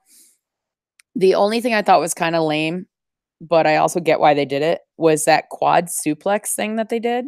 The Yeah. setup Yeah. was, it just took way too long. They should have just, if they were going to do that, it should have been much quicker. It was like they were just standing there waiting, going 1, 2, 3. You know what I mean? It Yeah. was like, it was a little bit stretched out and unnecessarily. Yeah. I thought that, oh yeah, having Lillian Garcia be the first announcer was excellent. But I also loved that they worked in JoJo and Yes. that they worked in Kayla Braxton and Hmm. Charlie Caruso also got to make an appearance in the ring. I thought it was great that all four of those um, women got involved in the mix. I was a little worried that that wouldn't happen, that they wouldn't have allowed every woman to participate. I thought that was great. But Yeah. back to the battle royale, I loved that they did the Mella's dance break. I thought it was awesome, especially considering R-Truth was sitting ringside right behind the announcers. And then Yeah. Yeah. That was funny. and like watching her get down with Ivory was so great. And I gotta say, when Ivory climbed into the ring and I saw her get into the ring for the first time since, I mean, she was like one of the big reasons why I It, stopped watching wrestling, to be honest with you, because why is that? she meant so much to me as a woman and as a fan of sports and as a aspiring female athlete. Yeah. And the I way will. that she got Yeah. My the way bad. Go that she ahead. got treated on the Miss Rumble 2000, and I know I bring this up a lot, but that's because it's such a permanent burn in my heart and in Yeah. my head, where she had her yellow fleece on and she did not want to take it off. And Yeah. all the bullshit from everybody around her being like, take it off, take it off. And she eventually essentially got that ripped off of her and she still tried to cover herself because that's not why she was there. Like, Right. Yeah. I'll never forget that as long as I live. So Yeah. to get to see her in the ring treated with respect, but still able to have fun and dance with Carmella and be like, hey, I've been wrestling forever. I'm fucking Yeah. Tina Ferrari, man. You know, like that's also when I cried because I was like, this is Ivory, this is women's wrestling, this is amazing. You can be badass, you can be beautiful, you can be silly, you can be strong, you could have moments of weakness. And just watching her all the way from her entrance to her elimination was like beautiful. It was so Yeah. beautiful. Yeah. And she was in there for a long time too. Yeah, So she was. that was really good. And she was outside of maybe Miss Jacqueline. Ivory was the most skilled in the ring during a time where it was a whole bunch of bullshit. You know, fucking Jerry, the King, Yeah. yelling crazy shit, and things like that. And when they, even though they didn't have as much time as the women have now, anytime Ivory put on a match on a Raw or Right. SmackDown or wherever, they were good fucking matches. So I'm glad that they did, you know, fucking give her some respect, you know. Well, absolutely, but that's what I mean by she's the reason, and I don't mean to make it sound like it's her fault or anything, because I just remember like thinking the same thing you're saying, that this woman can throw down. This woman has worked. This woman is hardcore. Like, she's gorgeous, she's athletic, she's everything. And now she's treated just like a sexual object that can be used and abused and thrown away, Yeah, and an entire arena of men pressuring her to take her clothes off. I mean, it was borderline assault, you know? And yeah, yeah, it made me fall out of love with wrestling for a long time. And it was so hard for me to watch in 2000, like 21-year-old me being like, what the fuck? This is what they think of us, you know? And then to get to see her come back and see that she was one of the stronger competitors, especially for the returning, you know, wrestlers. It was just awesome. It was perfect. It was exactly what I wanted to see. Um, yeah, and the fact that she had so much fun with Mella, and like her and Carmella just keeping it light and silly and fun, but then getting back into the wrestling. I mean, I don't know, it was great. Mandy Rose tossing Sonya Deville, that was like shocking and yeah. awesome, you know, and that's probably going to bite her in the ass eventually. I love that the Miz and Maurice were ringside to support Asuka. I love that Mike Kanellis with their baby were there. That Yeah. Jaywalking Uso, or is it Jimmy Walking Uso? I don't know. Was there to support Naomi. Like, Yeah. it was fucking cool to see that. You know what I mean? That their dudes were like, hell yeah, we support our ladies and they're badass. And it was just awesome. Like, again, the only thing, and it's not like I don't like Michelle McCool, but I just don't get that she gets so much light shine on her. You But know that why. I do You know know why. It's why. because she's Yeah. Michelle McTaker. I get it. Michelle Taker. But it's just annoying. Like, Maria Kanellis just had a baby 5 months ago, and they just barely like let her do anything except for the Yeah. humping part, you know? Like, I don't Right. know. I also really, really, really loved that The Rock's mom was sitting ringside to support her two nieces that were in this match, and they both had solid performances, Naya and Tamina. I also absolutely love that they did that little tribute to Roman. That was so fucking cool. That they did the ooh ah, and then Lana tried to break it up, and then they just basically beat the shit out of her. Um, Yeah. I love that Ember and Asuka reminded us how killer they are together and against each other, like their NXT pairings, you know. Ember versus Naya, I just loved it. I was so happy to see Naya win, although I don't think she needs a championship opportunity, Yeah. you She know. don't. Yeah. Yeah. I mean, I just don't think that she has any trouble finding her own way there in the past. She won't in the future. Like, they see a lot in her. She's got the skills. She's gorgeous. She's a different she's a different look, a different size. She's just empowering and beautiful, and she's so great for so many reasons. And she has dramatically improved since she got called up. I am so impressed by her performances overall. But I just part of me kind of wishes that they would have given it to a different superstar that maybe needs a little assistance in their push or something, you know? But who knows? Maybe nothing will even come out of this, because Naomi still is waiting on her championship opportunity. So who knows? Yeah. Yeah. Exactly. Yeah. But what did you think about it? Um. Overall, I kind of wished someone else would have won it. I don't think Nia Jax needs it because they kind of treat Nia Jax like a female version of Big Show. If that makes Yeah. any sense. Yeah, no, Um. it does. And you know, as much as I fucking hate Amber Moon's jeans, she did very great in the battle royal. I thought that she should have won, and I was give her a wondering, shot. because I kind of felt that way too. And I was cheering for her. Shannon was cheering for Naya. I was like, I wonder if Patrick's gonna get behind Ember on this. And I kind of feel like the same way. Like, she's been working really hard, and they kind of haven't given her anything. And She looked really good in this match against Asuka. I mean, I don't know. I thought it was pretty cool. Mm, interesting. Yeah, Yeah. I mean, like I said, I was riding with Amber that time, but obviously they must got some big plans for Nia Jax, or maybe, and I'm starting to yell like Simon or Swiss Island, and maybe they just did that because The Rock's mom was there. Yeah, You maybe. know, it sucks, but oh well. Maybe they did that because Total Divas needs a bump in the ratings. I don't know. I mean, I don't want to Oh think yeah, shit that's like that, right. but you Yeah, never that's know. right. That is All right. right. So up next, very cool. It was our first time we had a female ref in the ring, Jessica Carr. She is a full-time official with NXT. Mm-hmm. And we had the Mae Young Classic 2 final.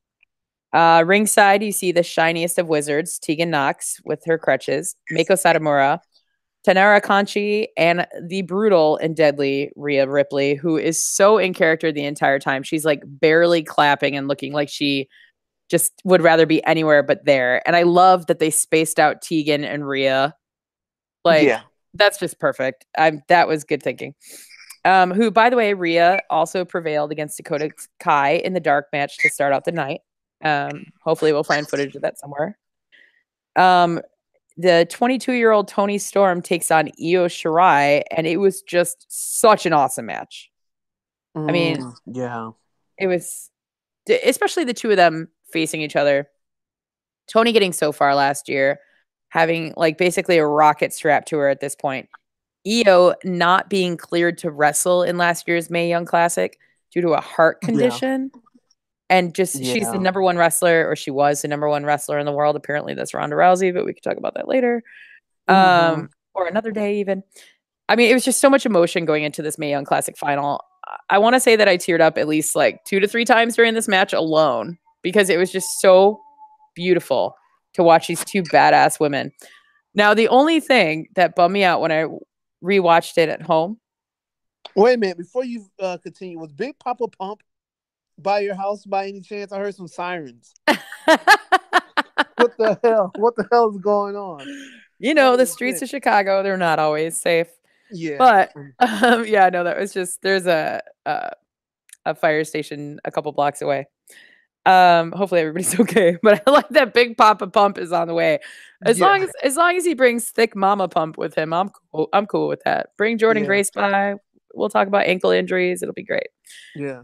All right. So the only downside to the entire match, and I didn't have anything to say until I got home and watched it, was my girl, the Glamazon, dropped the hardest part of the ring cliche, which wasn't even that bad, if I'm being honest. It's just that was the only negative I had to say about the whole match.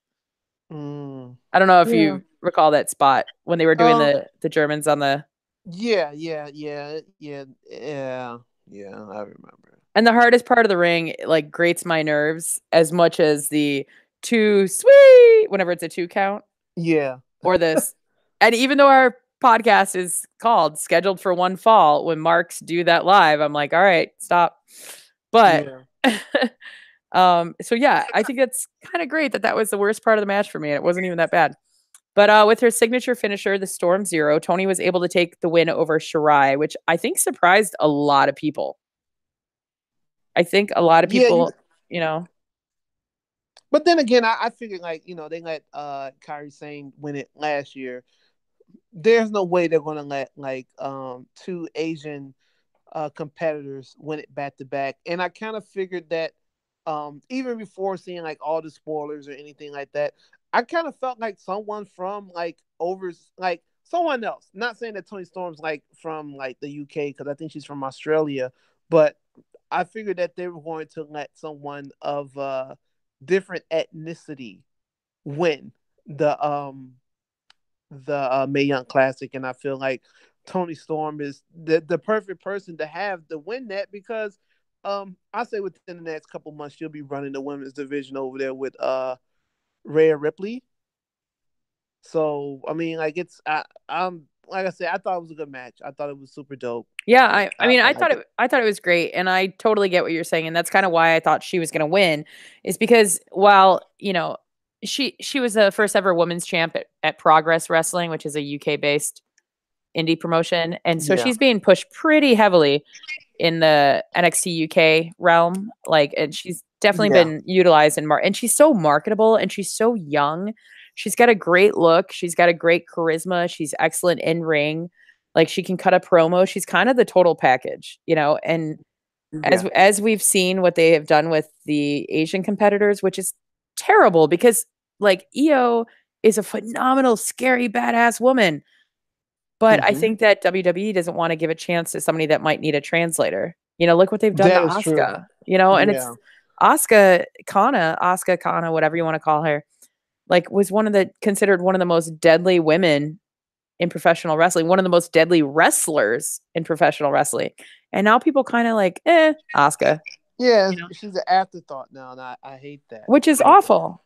yeah. Um, but anyway, I've also heard a few people being like, when are they going to stop having the faces be so surprised that they win? And I'm like, Yeah. I mean, I get that, but I don't think that's what was going on with Tony Storm, at least being as close as we were. You Yeah, it can, felt genuine. yeah, Yeah. like she legit was so excited. And there was one point where, you know, Triple H and Stephanie and Sarah were all in the ring congratulating. And she like turns to them. So her back is to the hard cam. But I swear, if you listen closely, you can hear her say, "What is even my life?" Like Yeah. she just looks at Sarah Amato and is like, "What is even my life?" Like, and she said it was, and she was crying when she said it. It was, and then it made me cry. It was like the Yeah. cutest thing ever. So, congrats to both of them, though. It was an amazing run in the Mae Young Classic, and what a fucking match that was at Evolution.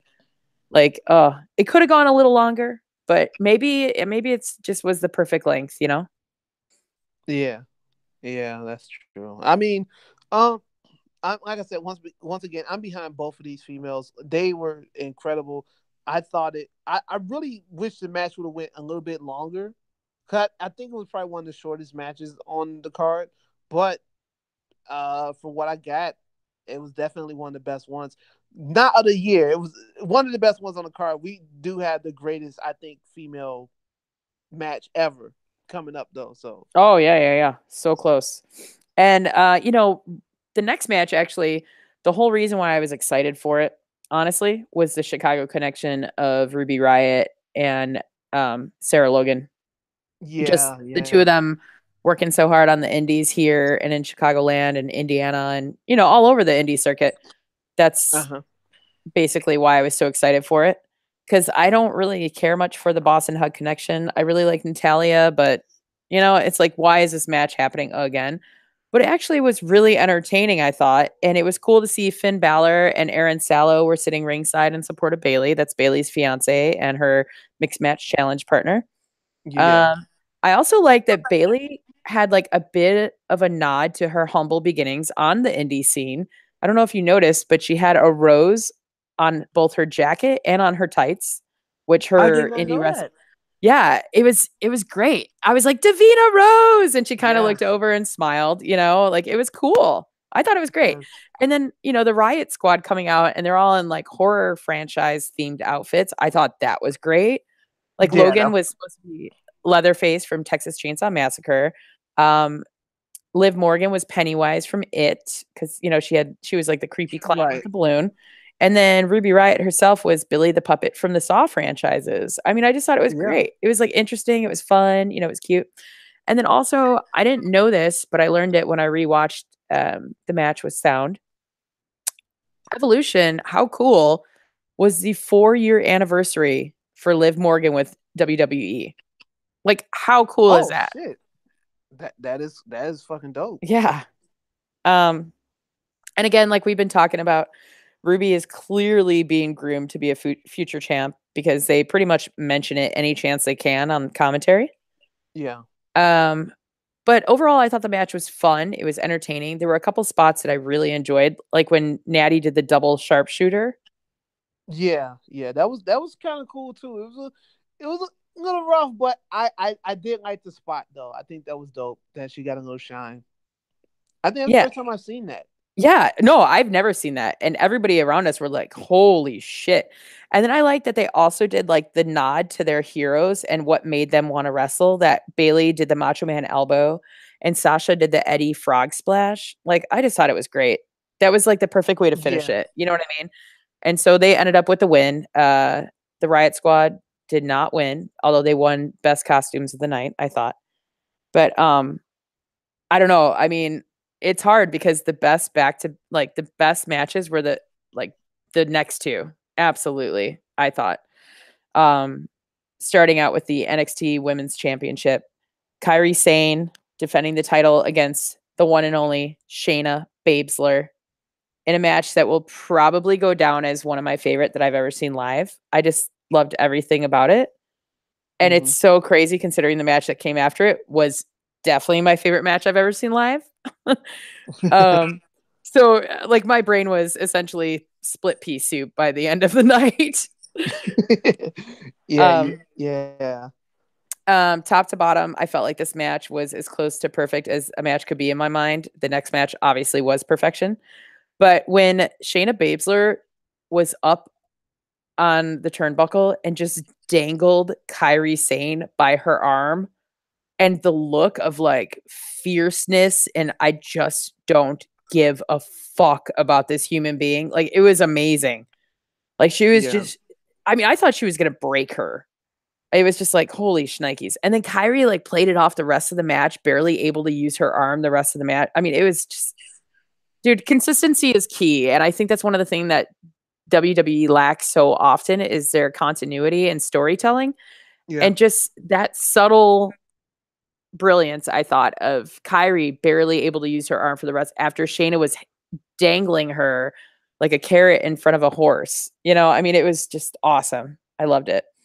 And then when Kairi dove into Shayna outside the ring and just like lounged on the announcer table, just trying to get herself together. Yeah. Oh God, it was just perfect. Like everything.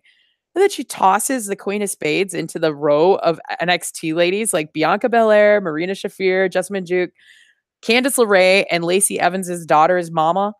They were all there just sitting front row when like Sane flipped Shayna over the barricade and into the crowd. And like Bianca Belair was like, hell no, not on me. Like, it was so funny. She just like got the fuck out of there in that pink suit looking all badass. Yeah, she's Oh my definitely God. looking badass. EST. Mrs. Ford. Yes.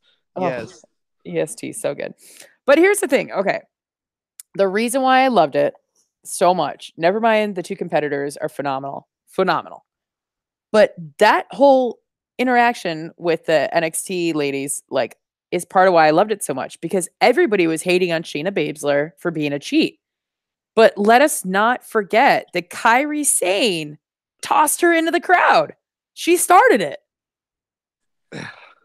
That's wild. She absolutely started it. Like, before anybody else got involved. They weren't, snatching at her like a haunted house zombie. Right, yeah. They were sitting there just cheering on their girl. And so, of course, Jessamine Duke was like, you just threw my friend into me and knocked me out of my chair. I'm going to fuck you up, bitch. Like, that's what she did. And also, it was just so great when Jessamine Duke got on the ring apron and tried to fuck with Kairi. Mm-hmm. The first thing I thought of was like, oh, pirate princess, now you are dead. That was all I could think of when she turned her back to Shayna Baszler. And then guess what? Kafuda clutch. Yeah, that was it. Led to the demise of the pirate princess. Like, what the fuck? She had her in it once and she let her put her on it again. I mean, what? No. And I think it's appropriate that it took two of those Kafuda clutches for us to get our first ever two-time NXT champion.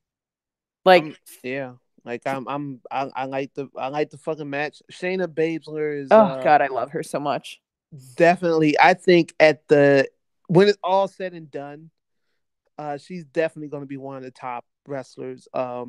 Hopefully, whenever she gets called up, because she just has this badass mystique about her. Like, she is one of the people that kind of reminded me of, like, in a way, of Chyna. Like, you look at Chyna, you were very intimidated of Chyna. Like, yeah, and I get that with Shayna Baszler. Like, she's there to, fucking play no games, beat your ass, break your arm.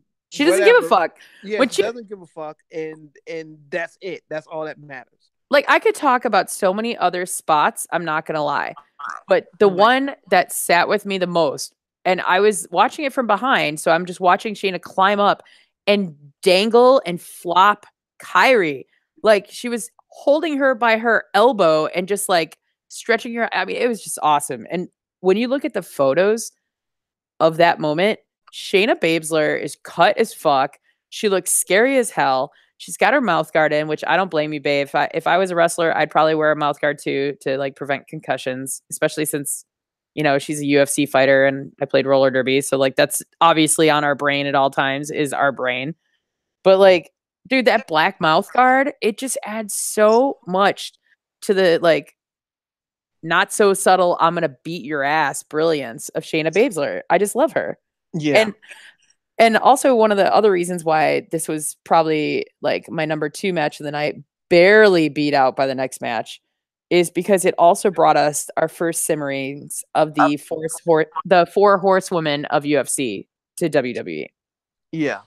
Like, it was very cool, I thought. The whole setup and the fact that they didn't come out with Ronda was even better because that's kind of what I thought they were going to do, but I'm glad that they didn't. Yeah, and it's like you said, this is kind of the first time we get to see them kind of in action, because normally they're like just kind of like they're just there, and you really don't know. So this was definitely the first time them actually like getting they're mixing it up with the action that's going on in the ring, and it brings people to wondering like, okay, shit, when are they coming to NXT and when the fuck are they gonna like take over and basically kill everybody? Right. So yeah, I mean, and they're doing house shows now, so they're getting there. And I think eventually, like this time next year, if there's Evolution 2, or should I say when there's Evolution 2, it'll yeah. definitely be a topic that we'll be discussing again, the 4 horsewoman angle, for the right for the name or whatever. I think that it's going to definitely be on the radar for sure. Yeah. Sure.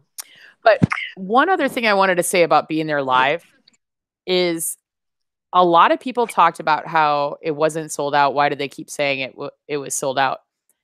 There was a point where I looked around, and granted, we were row 1, seat 15, as close to center front row as you can be. Yeah. And I had a pretty good vantage point of looking at the entire stadium in 360. The only seats that I saw that were not full, that were not, full of people, were the rows that surround the hard cam. Yeah, yeah. Which and is those are always blacked out. Yeah, I'm about to say, have you ever been to a WWE event? That's standard, So yeah. And like people are like, oh no, there were so many blacked out seats in the rafters. No, there were not. It's just the way that they lit it. They lit it blue and purple and green because that was the color scheme of Evolution, which honestly I think is great because I thought that they were going to make everything pink, like Diva style, and they didn't. So I thought the blue and purple and green was excellent. And that place was packed to the gills. It was insane. So I also heard that people were saying that they were muting out the boos for Charlotte. Yeah, I've heard that too. I don't think that that's true. And I'm not saying that because I'm like the biggest Charlotte mark on the planet. I'm saying that because people woo her. They don't boo her. It's woo. It's like when Luke Longley used to play for the Chicago Bulls. And people would be like, why is he getting booed? He's not. His name is Luke. So they're Luking him. Yeah. Yeah, that's not bad. It's kind of like the guy that played for the shitty Packers when they used to yell coon. Yeah. A lot of people thought they were like, what they're being racist. It's like, no, that's his name. That's his name. Yeah. So people were saying that, they were trying to silence Becky's cheers. You couldn't silence Becky's cheers. It was infinite. Like I was maybe the only person that wasn't cheering for her other than this one wonderful Kiwi who lives in Perth now, Anthony. I met him and his boyfriend, Jordan. They were here in the States specifically for Evolution. Mm-hmm. And they actually ended up coming to Chicago for a couple days, but Vince and I were still in New York. But anyway, so it was only he and I that were cheering for Charlotte, basically. But it was really great. And don't get me wrong, I love Becky Lynch. I absolutely do, and I've never said otherwise. I just prefer Charlotte out of the two.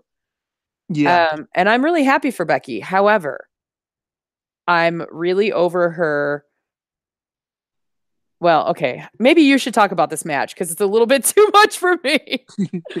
I mean, the fact that Chyna was like tossing her chairs and held onto her when she powerbombed Charlotte through the table.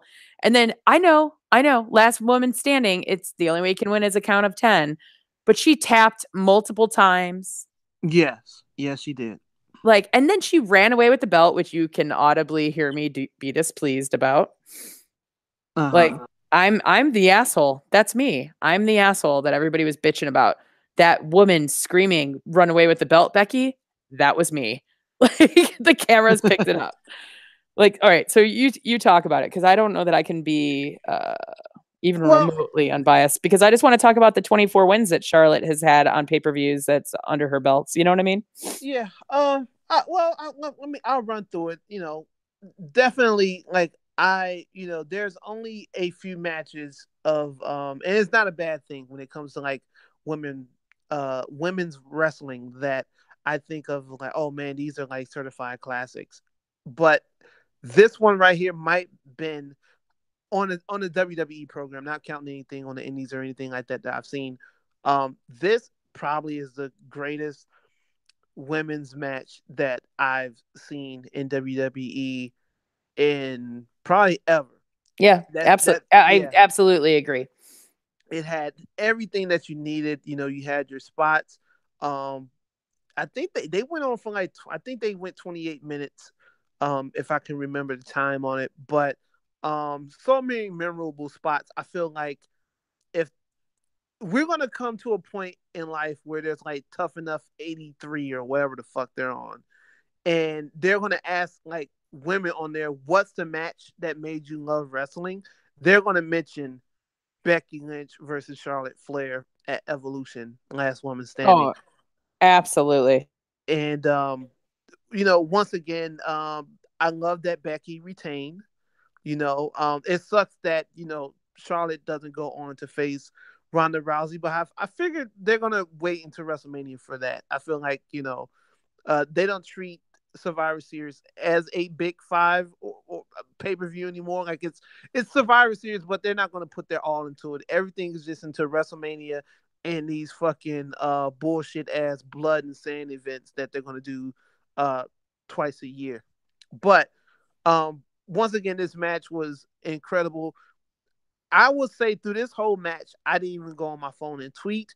I was engaged. I was not disinterested. I didn't want to get up and take a piss at all. I would have pissed on myself to finish watching this match.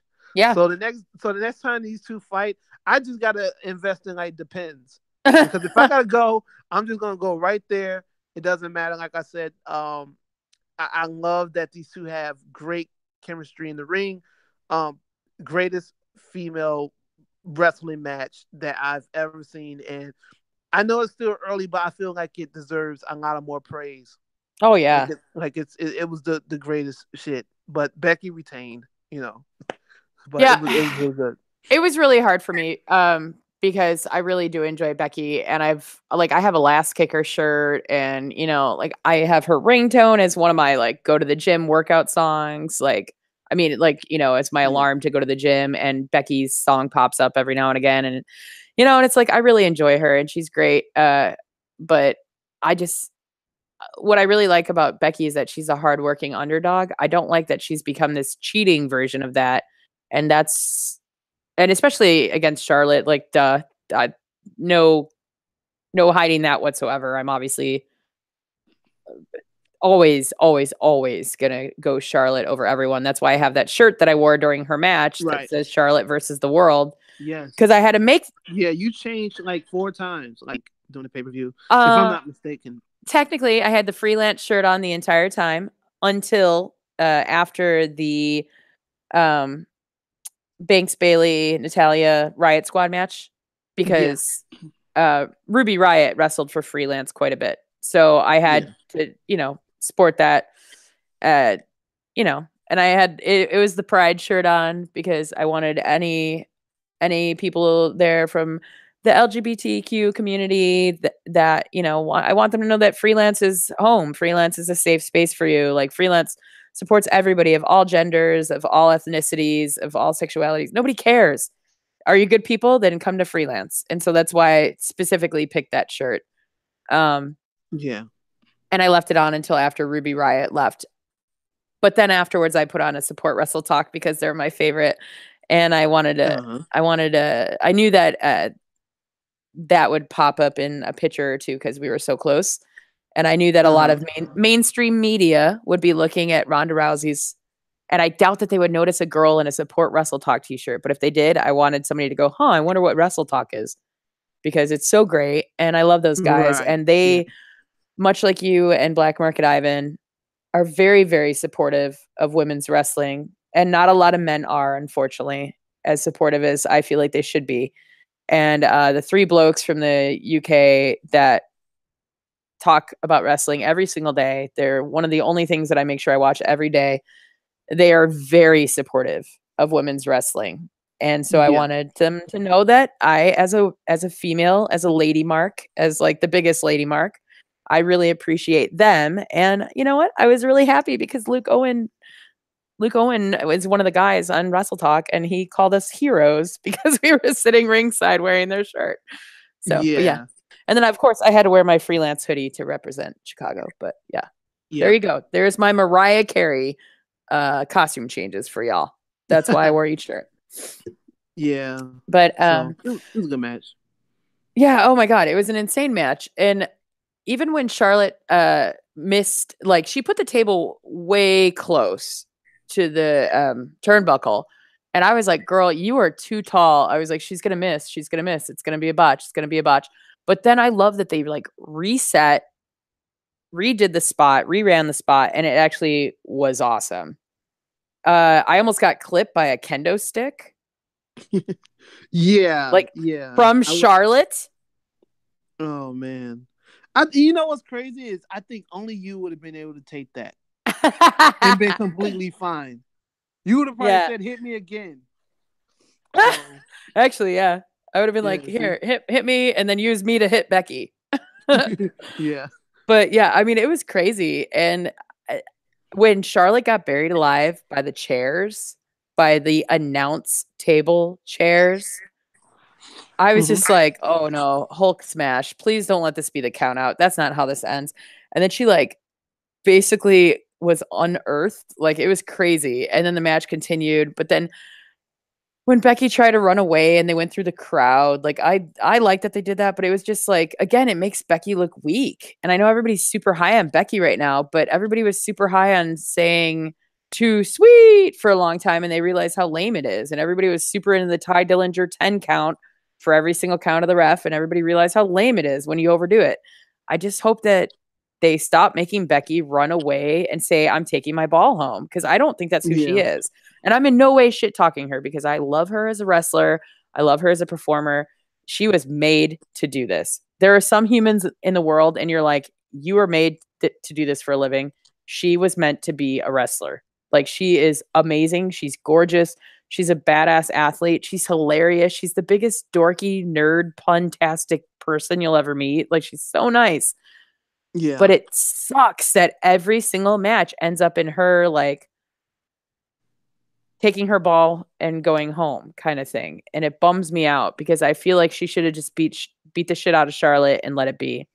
But I'm just glad that they're not going to beat this into the ground forever, and that they're moving on to Ronda versus Becky for Survivor Series. I think that's way more appropriate, as you said.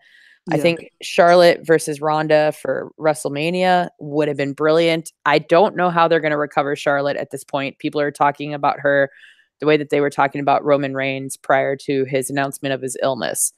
Like, you know, people are over Charlotte, and I don't understand how that happened, because she's still so good. You know, I mean, I don't know. But that was my favorite match I've ever seen live. I'm not going to lie. And the fact that the two of them, along with Sasha, and again, this was just something that Michael Coe was talking about, they debuted on July 13th of 2015. That's like crazy. In like 2.5 years, they went from being like completely unknown to the WWE universe, you know? Yeah. And out they came with Paige. Like, it was crazy. And that was like really what changed turned the tide, I think, of women's wrestling. And I remember watching them and just being like, who are these women? I don't know. It's just so cool. Everything about that match was perfect. I loved every single second of it. I can't believe that Charlotte almost hit me with a kendo stick. Yeah, yeah. I loved when they were pulling the chairs out at the beginning. Yeah. Oh, it was great. It was so ECW. It was so EC dub. Oh my God. Becky pulls a chair out, throws it into the ring. Charlotte goes, oh yeah, pulls a chair out, throws it into the ring. They did it. They stacked up piles of chairs. And I was like, oh, maybe they're just going to have them in the ring and just use one or two. No, they put some brutal fucking maneuvers on each other on top of stacks and stacks of chairs. And yeah. Charlotte doing the figure eight through a ladder onto Becky, and Becky was tapping the ladder. Oh God, I wish it wasn't a last woman standing match. That was the first. Yeah. Yeah, Charlotte would have won easily, but I realized that's not the rules. But yeah, it was everything I love about wrestling in one match, you know? Yeah, yeah. It's like I said, it's definitely, like I said, the greatest women's match I've ever seen. Ever seen. Yeah, it was amazing. So then we get to the main event, and one of the very few negatives I had to say about seeing Evolution actually had nothing to do with the pay-per-view at all. And I got a couple people commenting to me and messaging me asking me, why are you fighting with that security guy? Why is that security guy bothering you? It wasn't just me. He was walking across the aisle past the guy in the Chyna syndrome shirt, past the guy in the green shirt, like all the way to the other side, telling people to sit down. What? And that has never happened to me. And we sit ringside a lot. There's like an ebb and a flow of when you stand and when you sit. You obviously shouldn't stand the whole time because then the people behind you can't see. But when something gets exciting, that's the point. You jump up and you get excited and you dance, or you put you high five the superstars. You get out of the way when Charlotte's swinging a kendo stick. Like, I completely understood that he wanted us to sit during the last woman standing match. But we stood up during the intros for Nikki and Rhonda, and he told us that he was going to remove us from the venue if we didn't sit down. I would have told him to eat a dick, but... And I was like, this is why we sit here. We can stand up for entrances. He's like, if you don't sit down, the people behind you can't see. I'm like, it's the entrances. We don't stand during the match. There's a flow to it. And he was like, if you don't sit down, you'll be removed from the venue. And I was like, whatever. Like, I don't know if Vince heard that part, but Shannon was like, why is that guy doing that to you? And I had like multiple people that were watching, like, text me or tweet at me and be like, what was the deal with that guy? And honestly, in like the 30 plus years I've been going to wrestling shows, I have never had that happen. Now, keep in mind, for about 15 plus years professionally, I had to do that guy's job. Like, I was security at music venues. Yeah. So I completely understand where he's coming from. And I'm super respectful of all security at every venue because I know they're just doing the job that they're told to do to make sure that everybody, including the performers and the fans and all the production staff, are as safe as they could be. But that guy was a jagbag and he was terrible. Yeah, fuck that dude. Absolutely. So when I was standing up to support Nikki Bella, I got told I had to sit down. And then I wanted to stand up to support Ronda Rousey because I like both of them. I got told I would have to leave the venue if I didn't sit. So you'll notice I got less animated during that match, but also maybe because I was a little spent after the Becky Charlotte match. Yeah, it was a lot going on, but yeah. But so the Nikki Bella boo train was crazy. How much hatred there was for Nikki Bella. But well, yeah, I mean, shit. I mean, I like Nikki Bella. I think she's cool. I think she's all right. Yeah, I like her too. I'm not one of the people that's a Nikki hater. In fact, I wore my red and black leopard print pants specifically to support the Bellas because they're all red and black all the time. And Brie, like Evil Brie, is phenomenal, and she was such a schmuck on the side of the ring, and she was like, "Come on, Nikki!" And you gotta love when she does that. Yeah. But I thought overall, Nikki, like you were saying earlier, gave Ronda the best match she's had thus far in the WWE. Yeah, for sure, definitely. I thought that that it was a you know I don't really expect much from Ronda Rousey. A lot of people they do because she was this badass and she was in UFC and undefeated for so long and shit. But she's still fairly new to the sport. She's doing as best as she can, and I'm gonna give her some time. I'm gonna give her some time. I'm not stressed about her botching things or looking kind of rough or whatever. Like I think that she held her own against Nikki, and Nikki did a great job of doing what she needed to do to make Ronda Rousey look great. So I thought it was cool. Yeah, absolutely. I thought it was a great match. It was, there's a lot of people that say that Charlotte Becky should have main evented.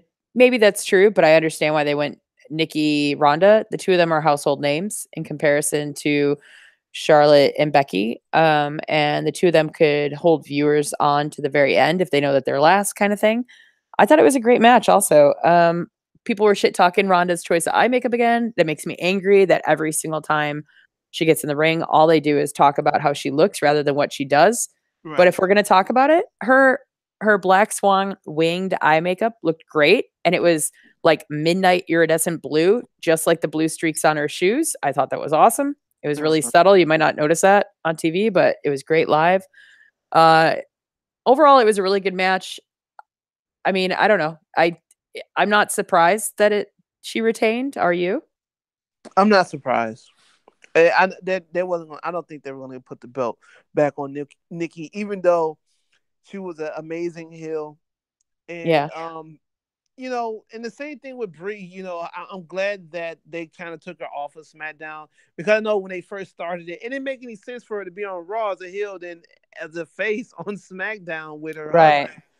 So I'm glad they kind of all right, yeah, we don't need you over here. But I didn't think they were going to put the belt back on Nikki. I think Ronda's going to hold on to that belt.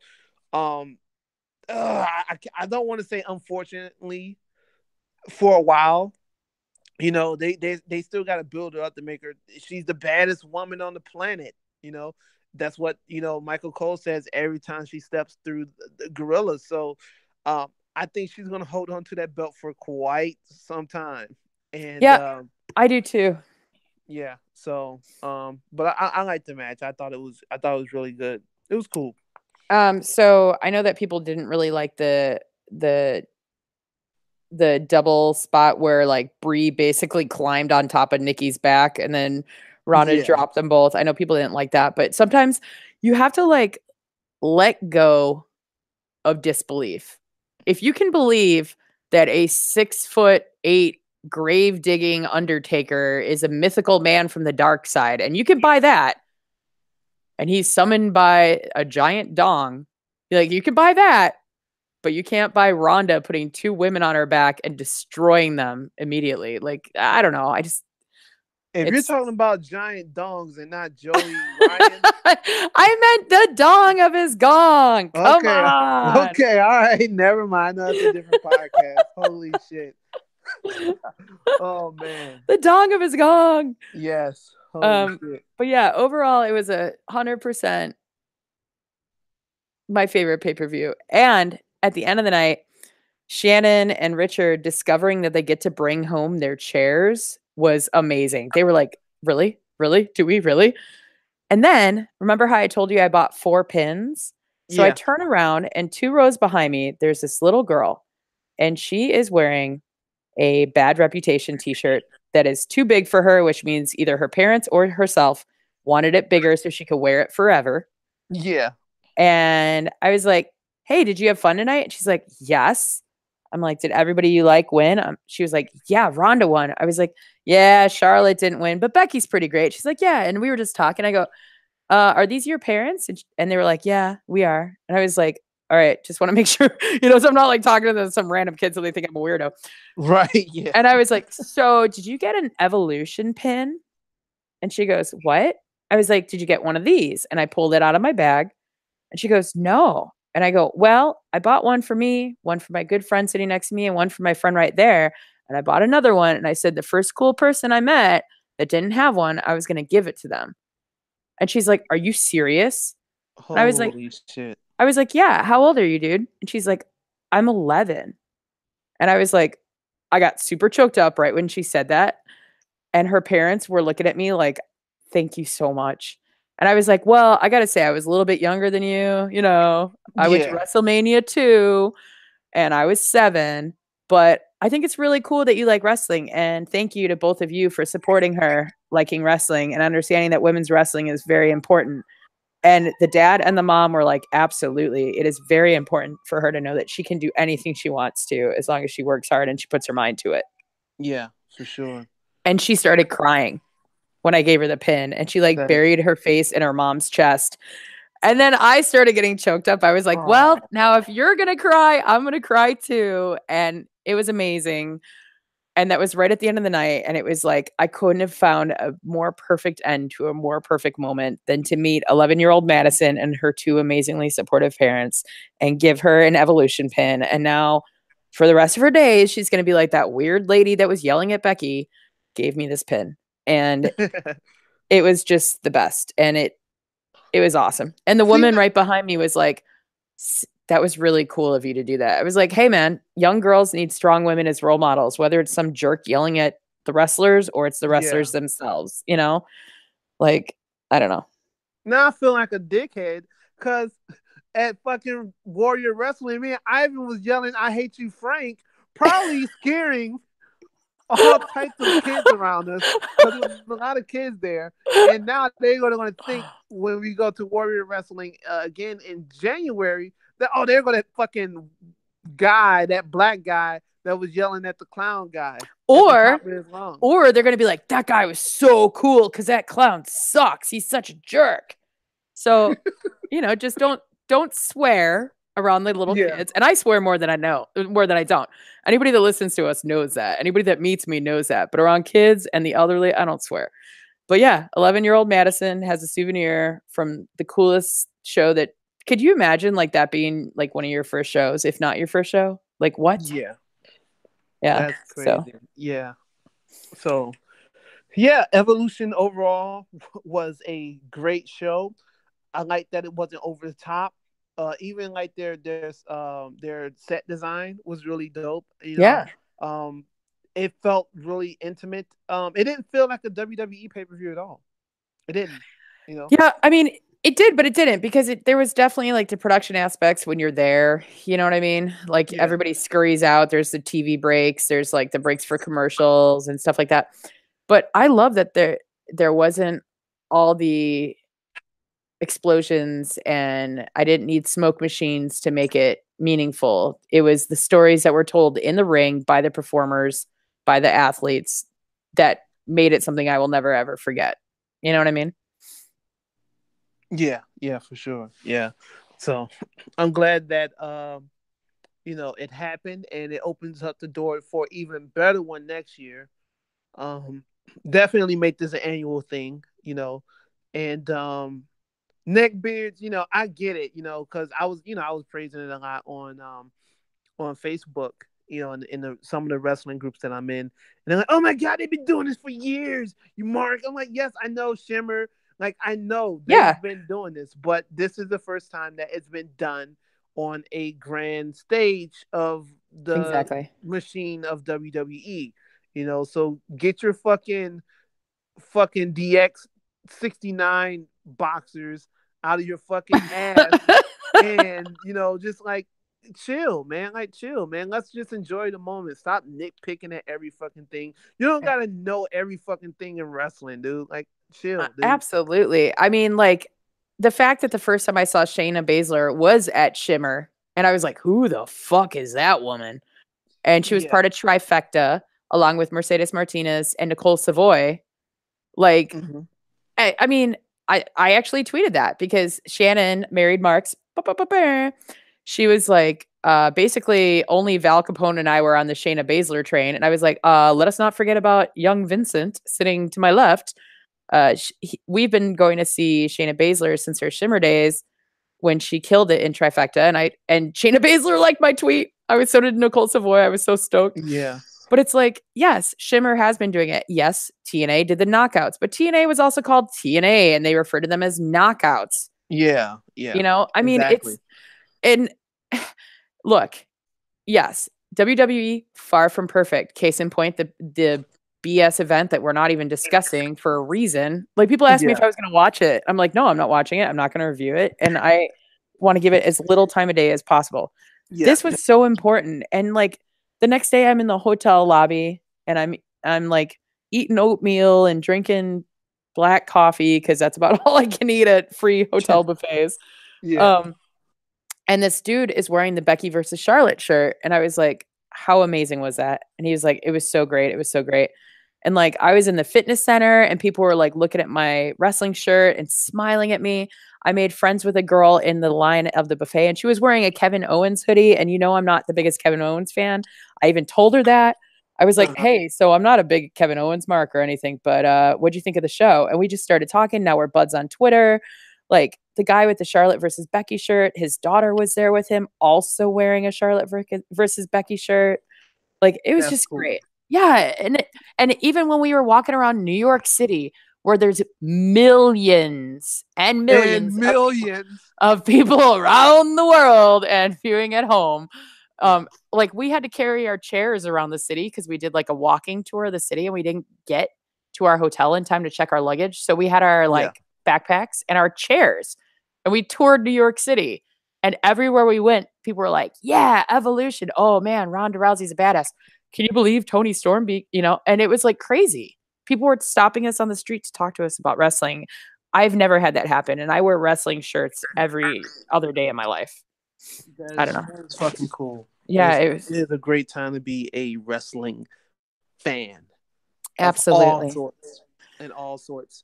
But now that we got the best part of the fucking show out the way, can you give us like a quick recap of what's going on Oh yeah. around our area, in Chicago, that people can check out all the great shit that's going to happen? So the very next freelance wrestling show will be November 16th at the Logan Square Auditorium. So we have one more show before that. So I'm just going to talk real quick about Major League Wrestling. MLW has an event coming to Chicago on November 8th. That is Yeah. next Thursday at Cicero Stadium, 1909 South Laramie. Fun fact, that's actually where I've played roller derby for years and years and years and years. Oh So they're shit. doing a Fusion TV taping here in Cicero, Chicago, meaning they're Mhm. calling it Chicago, but it's in Cicero.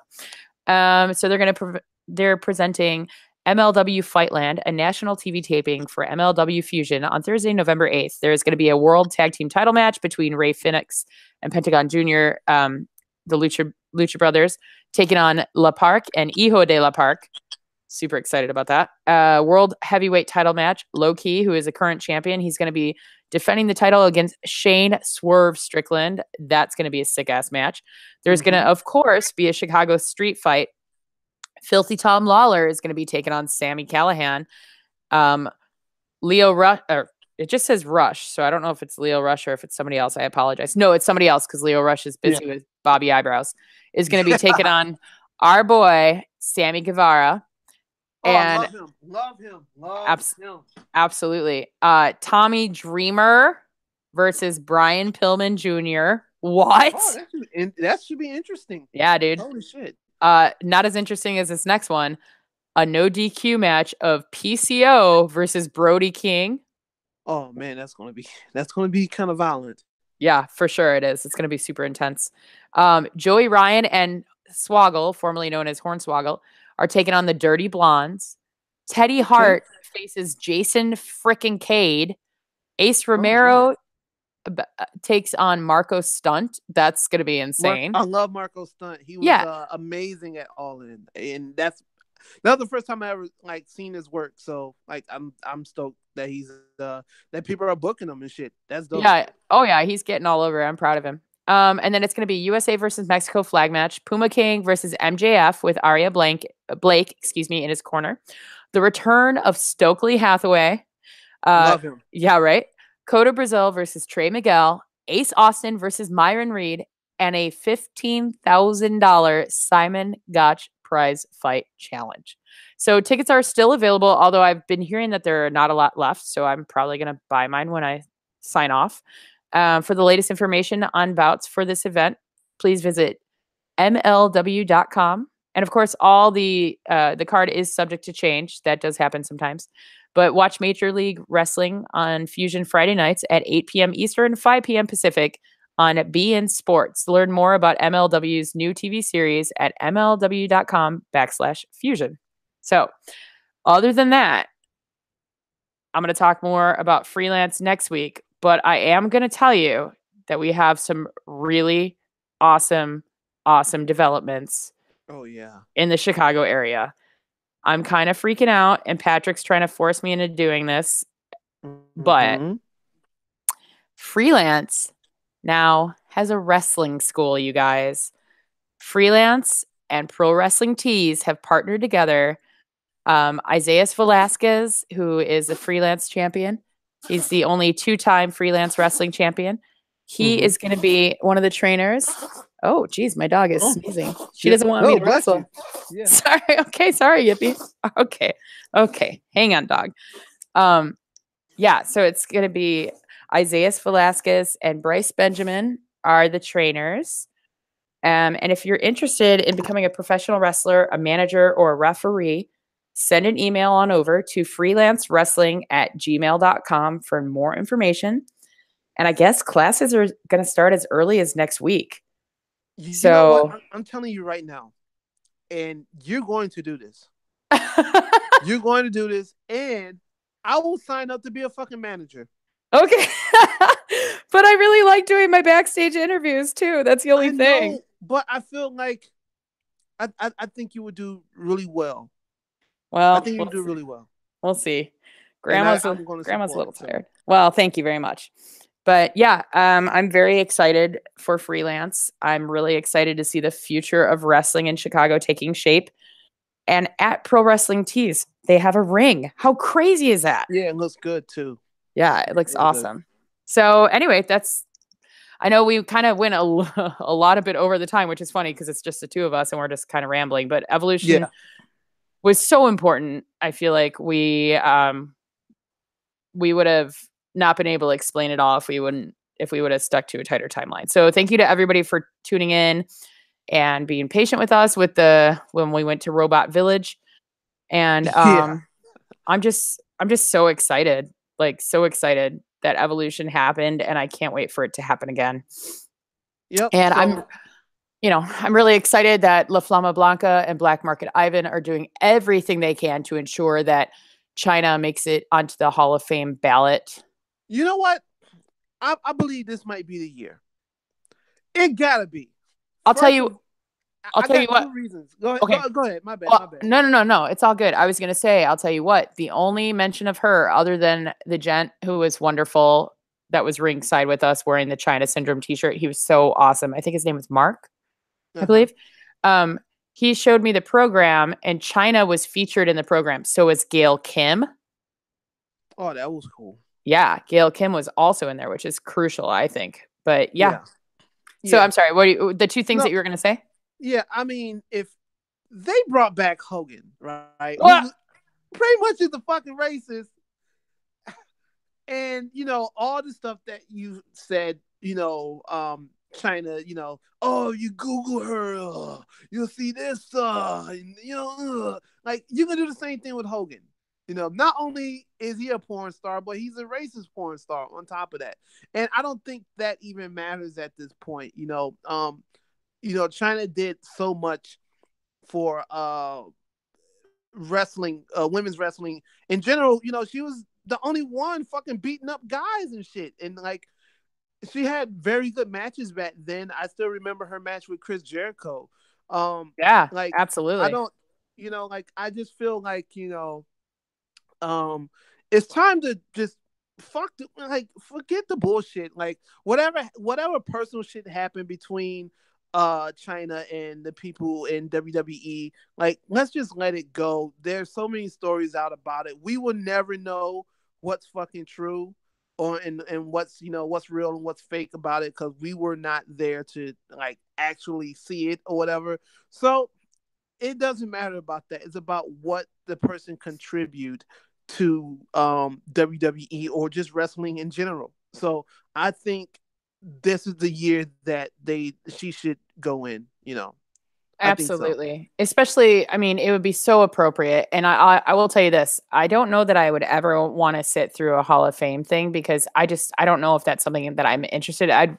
When I go to Mania Week, I like to go to all the indie shows, and I don't particularly go to WrestleCon either, to be honest with you. I go to all the shows. And I Yeah, watch like 5 shows in 3 days or like 10 shows in 4 days. I mean, it's pretty intense. It's a lot of wrestling, but I love it. And, it's great. But I would actually do everything I could.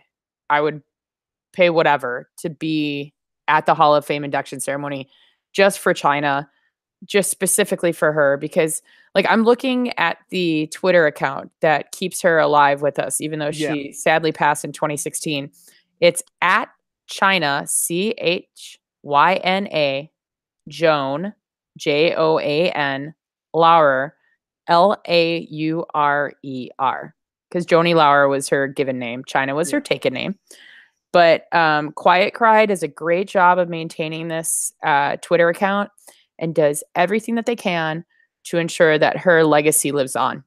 yeah, Now, there's something that recently the Chyna account retweeted that fan, Chyna9_org, posted that she was a 3-time intercontinental champion.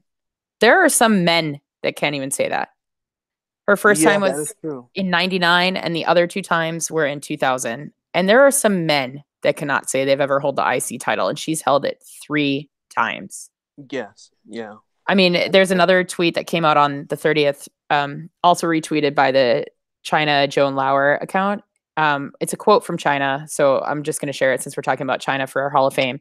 She said, "Last night at No Mercy, I think I proved to the world that I can beat any man at any time. I am the only female intercontinental champion in the history of the WWF, and that feels pretty damn good." Like, yeah, why would you not want to give this to her? She works so hard, yeah. so I, hard. I think I think it's gonna happen. Like I said, if you can bring back Hogan, you can at least put China up in there. Like that's what I'm saying. Like it's not, and I think a lot of fans will even want that. I think it will be a big moment in the Hall of Fame. Once it happens, once it happens, I believe it will. Well, I and let's think not this forget that company they is. do select the class in January. So, you know, Yeah, let's ride high on this momentum of evolution and do everything that we can to show the world that women's wrestling is so important to so many people just worldwide. And like 11-year-old Madison, I will never forget that little girl as long as I live. And it's tell you, because of she's women gonna like, be in NXT. She's gonna yeah, be in NXT. oh man, I'm going to be the biggest Madison mark there is. Um, but it's because of women like Chyna that women like me want young girls that will be strong women like Madison to know how important this is. So let's get Chyna into the HOF. Let's make it our mission. We definitely got it. It's gonna happen. I believe so. Oh Um, yeah, and the gentleman that was ringside wearing the China Syndrome shirt, his name is Mark, Marc. It's M_explains it all. That's his Twitter handle.